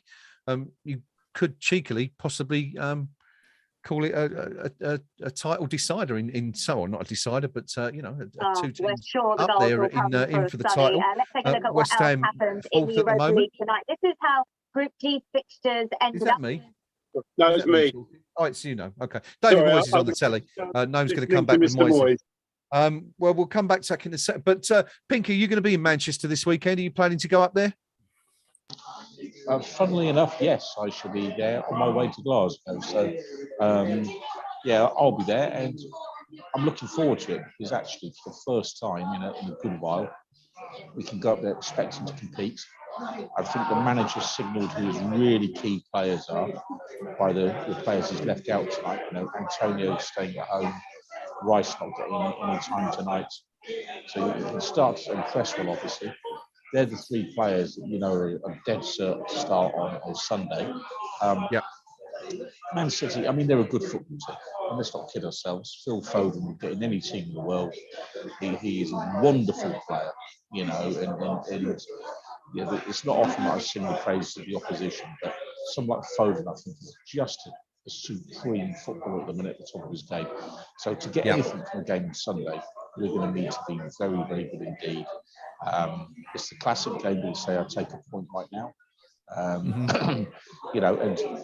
that might sound defeatist, but not many teams will go to City of Manchester stadium this year and get a point. So if you could go there and get a point, that kind of keeps you in that upper echelon. I'm looking at the teams nipping at our heels at the minute. I think, thankfully, Arsenal had a bit of a return to their true sort of capabilities when they played Liverpool last week. Manchester United, all sorts of bother. But if we can just get through the games against Man City and Chelsea without getting a hiding eye, I think we're in for a very good season indeed. So I'll take a point on Sunday. I think it'll be hard work. But I don't think they're going to look at us as easy beats. That's for sure. And that's really encouraging for me. Yeah, I mean, Man City aren't infallible, are they, at home this season? I mean, there's 6 games, 4 wins, just the Premier League alone, 4 wins, a draw and a defeat. I mean, yes, they've scored 15 goals and only conceded 2, but, they've only won, say, 66% of their home games. So there's a possibility there. Rio, what do you make of this weekend's trip to Manchester? It's never been a happy hunting ground for us. We had that decent result under Slaven Bilic, didn't we? 5 years, 5 years ago, 6 years ago now. Yeah. But what do you make of that Man City side now? I mean, obviously West Ham are a different proposition, but Man City are the team to beat, aren't they? Beat Paris Saint-Germain, didn't they, last night as well? Yeah, they've set the benchmark for Premiership football over the last 5 or 6 years. Obviously fueled by money, but I'm taking a lot of hope from the way that we performed there last season. We went up. I thought it was very unlucky to lose. I think it was 2-1 in the end. But we gave them an absolute game, and that was with a lesser squad. We've augmented, we've improved the way we play. So I'm taking a lot of hope from that. And as you said, they're not completely dominant as they used to be. They're still lacking that cutting edge up front. They're still susceptible at the back at times. Of course, they play fantastic football, but given the money they spent, they're entitled to. Yeah. But they're beatable, and we can go up there and do a job. We haven't put in a decent performance, 90-minute performance for a few games now, and I think that will change. And I think that will change pretty soon. And why can't it be Sunday? Why can't we go up there, give them a game, come away with at least a point? I know it sounds probably over-optimistic, but I've got belief in this side now. I don't fear anybody anymore. Yeah, I mean, and also the good thing is, even if West Ham are beaten this weekend at Man City, we still remain fourth in the table, unless we go down by a considerable amount. And I think the goal difference between us and Arsenal is something like 13 goals. So looks like we're still going to be in the top. So in a sense, it's a bit of a free run, isn't it? In I guess in essence, yeah. Respects. But I mean, like I said, we went up there last season. We played incredibly well. Unlucky not to come away with at least a point. Yeah. They've got their deficiencies. I think De Bruyne is still out with them because he got COVID. So the man that really makes them tick, he's gone. Obviously, a lot of their players. I mean, they've got some fantastic players: Bernardo, Foden. But what they're lacking is a world-class striker. Mm-hmm. And if we can take advantage of that a little bit. Anything's possible with this West Ham side. I thought we'd lose at home at Liverpool. I thought, maybe it's a step too far, too soon. Yep. But it confounded the critics. Why can't we do it again? Yeah, there you go. Good stuff. Of course, they owe us one, don't they? After the Carabao Cup defeat, West Ham knocking them out and ending their run of 5 years in a row of winning the competition. But Noam, you've been listening to David Moyes. Giving his verdict on the game on BT Sports. What did he have to say? Much as expected. Very happy with the result. Thought it was well deserved. We deserved to win.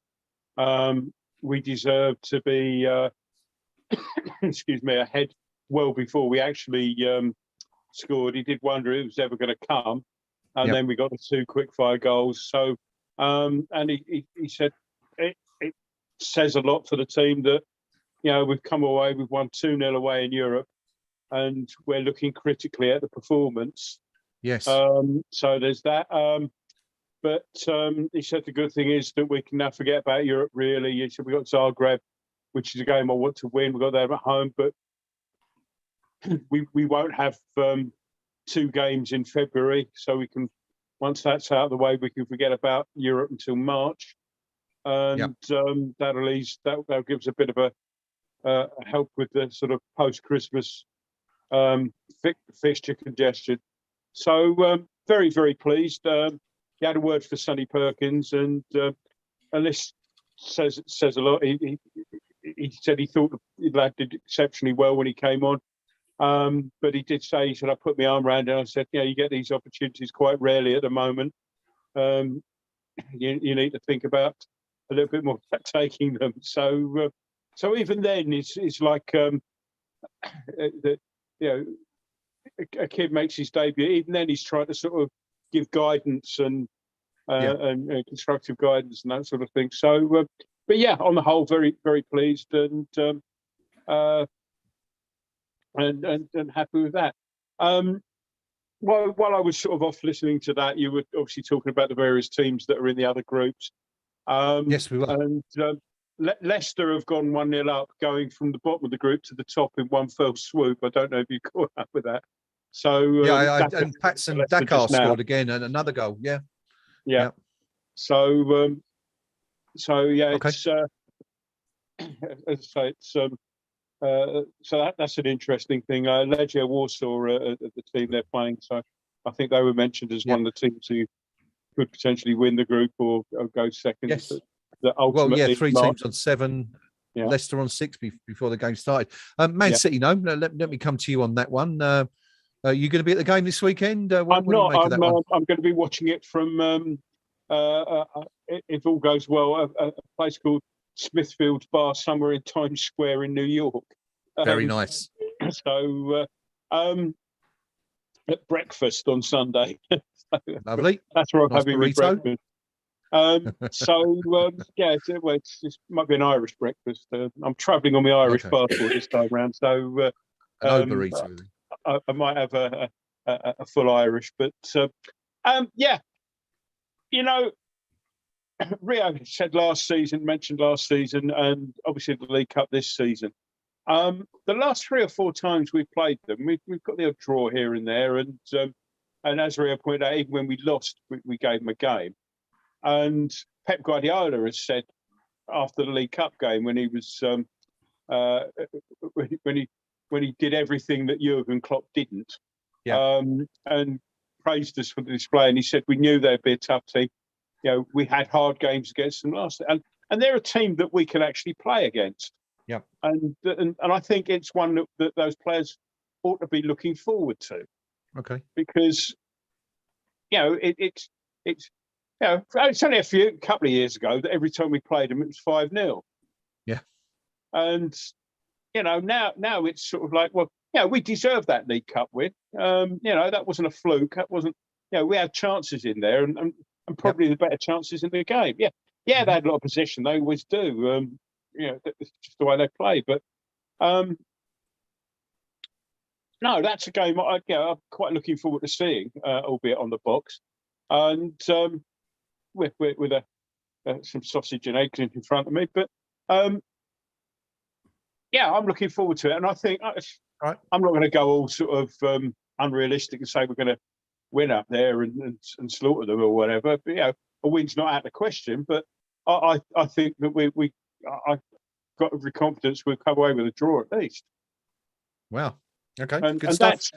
I mean, that's just because you know we go into games. We're not going up there with the attitude, oh, God, it's Man City. Let's keep this down now. We're going in. We're going in with we know we can give them a game. And it's that confidence, that aura. I mean, Liverpool. We didn't go into Liverpool the other week thinking we were going to lose. And the transformation from last season, when we went up there and we played well, but we didn't quite have that, belief we could get something up there. And at the end of the day, Rolf Fabianski didn't have the greatest of games, and we didn't. But we did play well for a lot of that game, and it was only, you know, it was suddenly a step too far, and that's something that's clearly been worked on. Just to say that Leicester have just gone 2-0 up. No, there you go. Good goal as well there by Maddison. Let me just ask Rio. I mean, Gnomes mentioned that the fact that we don't, you know, we're not fazed by going to these grounds anymore. Rio, is that perhaps David Moyes' biggest achievement in that he's turned West Ham from a team that's perennially, you know, looking to just keep the score down at grounds like this to actually making us, you know, a challenger and giving us a hope in these matches now? It's one of his biggest achievements here. Yeah, I still think we went into a lot of games last season against the so-called Big 4 or 5 with a kind of negative attitude. We did it twice against Liverpool last season, which was very disappointing. But the attitude we showed against Liverpool this season, the attitude we showed in the Cup game against City, was a world away from what we produced last season for most of those games. The fear factor's gone. And it's filtering down through the support. We're going to go up when we play this opposition. As Noam said, it's not like the fact we're going to go, oh, how many are we going to lose today? It's going to be the 4-0 again. Is it going to be 5-0 again? We're going in there with belief. And belief filters through from the players into the supporters, which in turn generates an atmosphere, which makes it a little bit more raucous, a bit more intimidating for the opposition. It's a snowball effect, and it's great to see at the moment. Yeah. Pinky, go along with that. I mean, you're of all of us, you're the one who's most regularly at away grounds. Is that palpable now? Or do you get that sense as an away fan going into every game that yes, we have got a chance here, regardless of the opposition? Absolutely. And in the days when City were putting 5 past us every time we played, I recall a game up at Manchester.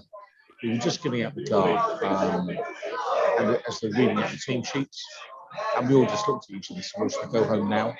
And we went along to the game, and all the press, first half, were all behind our goal, the photographers. Second half, they just swapped ends and went behind our goal at the other end.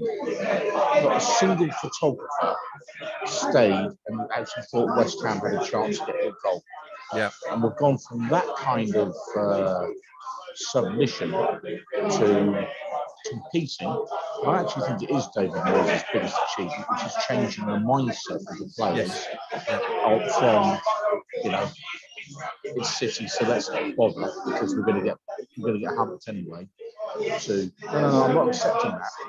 I'm not accepting defeat before we start, because you can score from set piece, you can actually run around, you can compete for every ball, you can make it difficult for them.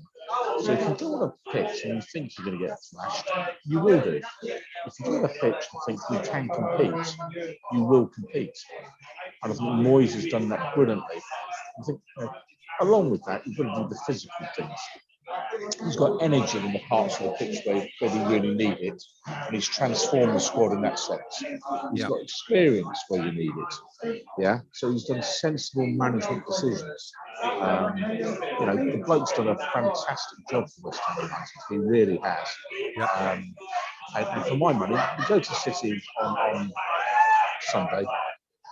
They're a terrific team. Let's not muck around here. They have got talent all over the field. So have we, because I'm reading press reports every week by any one of 4 or 5 different clubs want Declan Rice. Yeah, they all want it. I read press reports saying, well, actually, Zuma's a good defender. I read press reports telling me that actually Johnson's settling in well as a defender. Souček is a sought-after player. Antonio, who's actually winding up Gareth Southgate magnificently by going to play for Jamaica. So we've actually got some players ourselves. Yes. And I think it's not going to be easy on Sunday, but I don't think we should just roll over and have our bellies to do. I think get in there, make a challenge, fight for the ball, show what we can do. Because we've got goals in us. We've got goals in us. Okay. In terms of stopping goals, talking about the other end of the field, just very quickly, I'd like to ask all 3 of you who would be your preferred centre-back pairing for Sunday. I'll start with you, Noam. Obviously, the 3 main candidates are Zuma, Dawson, and Diop. Who would you go with? I think we've got to go for the 2 better footballers, which at the moment I think is Dawson and Zuma. I appreciate that you've got the which side sort of thing. Yeah. I'm not entirely sure though that they couldn't both play on their norm. You couldn't swap them over from where they were on Saturday. So what, play Dawson on the left rather than Zuma? Yeah, I don't. Okay. I'm sure Dawson can do that, but whether or not that's the situation. Sorry, just slightly distracted because Ledger also pulled one back from a penalty, which was saved and the rebound put in. But yeah, I'd probably go with that. I'd still Dawson and Zuma are by far the best 2 central defenders we've got on the books at the moment. What I would say is I've just been my phone is flashing at me that the battery's not long for this world, and and also I have a million. Well, we are about to wrap up anyway. Yeah. We're gonna crack on soon, but I thought this was an interesting one because we mentioned it, and there seems to be a little bit of disagreement in the ranks over who we'd start with. Pinky, who would you go with Sunday? Zuma and Dawson. I've seen people put the theory forward and stick Declan Rice back there. Yeah. You know, which I wouldn't discount. You know, I'll go on to Issa Diop. I'm not a fan. You all know that. Against Manchester City, I think they passed the ball around his feet because they would draw him out. Yeah, they would draw him out. They're clever enough players, and actually they just did the teasing pass close enough where he thinks he can step out the back line and make an interception. Yeah, but just an inch too far for him to actually do it. And they will see that in his game. And if you play with Diop, I guarantee you he will step out the back line and you'll have somebody like, I don't know, Bernardo Silva running behind, gather the ball, and score a goal. Diop is not the man to play against Manchester City, that much for certain. Okay, all right, good stuff. Rio, finally, what do you make of that? Would you go along with Noman Pinky? I completely agree with what Pinky just said about Diop getting sucked in the different positions where he don't want to be. Yeah. I also think Craig Dawson's got that in him. I'd actually be inclined to go with Zuma and Diop because they're natural sided players. And I just think they're better suited as a partnership. I just think Craig Dawson's always got that mistake in him as well. Okay. Well, I'm going to go with you, Rio. I think, given what happened, it'll be interesting to see. I'm not entirely sure. I hear what Pinky's saying. Not entirely sure Sunday's the game to throw Diop in and see if he's ready to take on that role against it. You know, in terms of the opposition, it's the toughest possible game you could do that with. But I think on the balance, and I'll make you right about Dawson. I think we've seen that before. He's definitely can be shown up at that level. You know, at the very, very highest level. Fantastic performer, but. The point is, I think, whichever way you do it, depending, you know, there's a case, isn't there, for both to play Dawson or Diop. So it'll be interesting to see. I get the feeling. I think Moyes will stick with Dawson and Zuma. I think he might also change them over as well. But we'll see. We'll see. It's a good debate anyway. Interesting one. And of course, I guess we're fortunate in that we don't have to make that decision.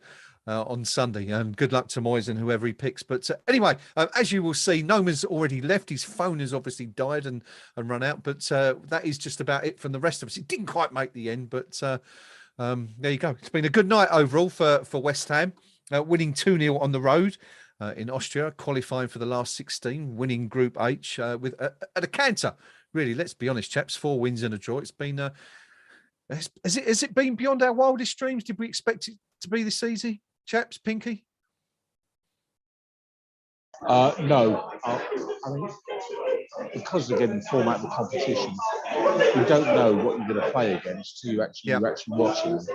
And it's clear to me that Genk, Zagreb, and Vienna, they have a kind of a similar level, but they're nowhere near the level of, say, a Porto, an Atletico, even an Eintracht Frankfurt. So this round has just been one to get through, make sure you qualify. Believe you me, whoever we play in March, it will be a quantum leap in terms of calibre, and we need to be prepared for that. The next team we play in this competition will be decent. Far better than what we're seeing, and that's really for me where the competition starts. Yeah, okay, good stuff. For the record, I believe West Ham have already earned about £7 million from our Europa League exploits so far this season, what with winning the games and qualifying for the next round. So every little bit helps, as they say. Rio, are we sort of? It's been an easy group, and we're obviously delighted to get through with a game to spare. But as Pinky says, could that be a problem for us in the sense that, you know, the next team we play are going to be that much better than you know, the fare that's been put up for us so far? I think the biggest problem for us in the next round, because it's not till March, will be fatigue setting in. I think what we've encountered so far is indicative how far advanced English football is against most of Europe. At this stage of the season, especially when the fitness levels are a lot higher. Was it last year? Was it both two English clubs in Europe, the Champions League final? Manchester United got through the Europa League final. Yep. You know, the year before that, again, I think there's 2 English clubs in the Champions League final. No, possibly the year before that. Sorry. No, over the last 3 years, English football is dominating European. competitions again. Mm. And I just think what we've seen is the fact that go belong to the elite level clubs in Europe, and there's not a lot there to be worried about. Yeah. This is a team that hasn't got experience European competition properly for. Let's discount the previous two encounters because we didn't make it out of the qualifying rounds. Yep. We're not used to European tournament football in this ilk, and yet we made it look so incredibly easy. It is beyond our wildest dreams. Who would have thought we'd had 13 points out of 5 games? Yeah. I think I guess we were slightly lucky, weren't we, in terms of the way that the balls came out. We got a relatively easy group as well. We missed some of the bigger teams, but it certainly has been a bit of a stroll in the park, really. I mean, I do wonder sometimes if we hadn't have performed, because that first game in Zagreb, we were brilliant that night. We played really well, and that was viewed as our toughest game. And had that not turned out that way, it could have been a lot more difficult. But I think we really set our stall out, didn't we? And Pinky, you of course were there that night. We played brilliant. Declan Rice really, was outstanding that night, to name but one. But certainly set a trend for the rest of the group. And here we are, anyway, celebrating with a game to spare. But anyway, that is about it from us tonight. My thanks to my fellow panelists, to Rio, to the Pink Palomo, coming live from the rising sun there down in Brentwood. Are you staying there, Pinky, or are you off home now? Is that it for the night? I might be here for another 2 or 3 hours. Well, listen, have a lovely time. Enjoy yourself, and well done to everyone there. And I hope you all enjoyed it. And also, thank you to Noam, who got cut off a few minutes ago, just before the end. There will be no eyes up. Mother Brown. Leicester have just scored another one, by the way. They're 3-1 up against Warsaw. There will be no eyes up Mother Brown this weekend, unfortunately, from Manchester City. We will be back, though, for next Wednesday's game, or I will be. I'm not sure either of these guys will be, because they'll be at the game. West Ham against Brighton. Can we finally beat Brighton? It's been a while. But you never know. Rio's not confident, but we'll see. Anyway, next week. That's it. Thank you to everyone for joining us on the live stream. As always, it's been great having you here. It's finished. Rapid Vienna 0, West Ham United 2. The Hammers through at the last 16. Been a great night. Enjoy the rest of your night, and we'll see you all again very soon. Come on, you Irons.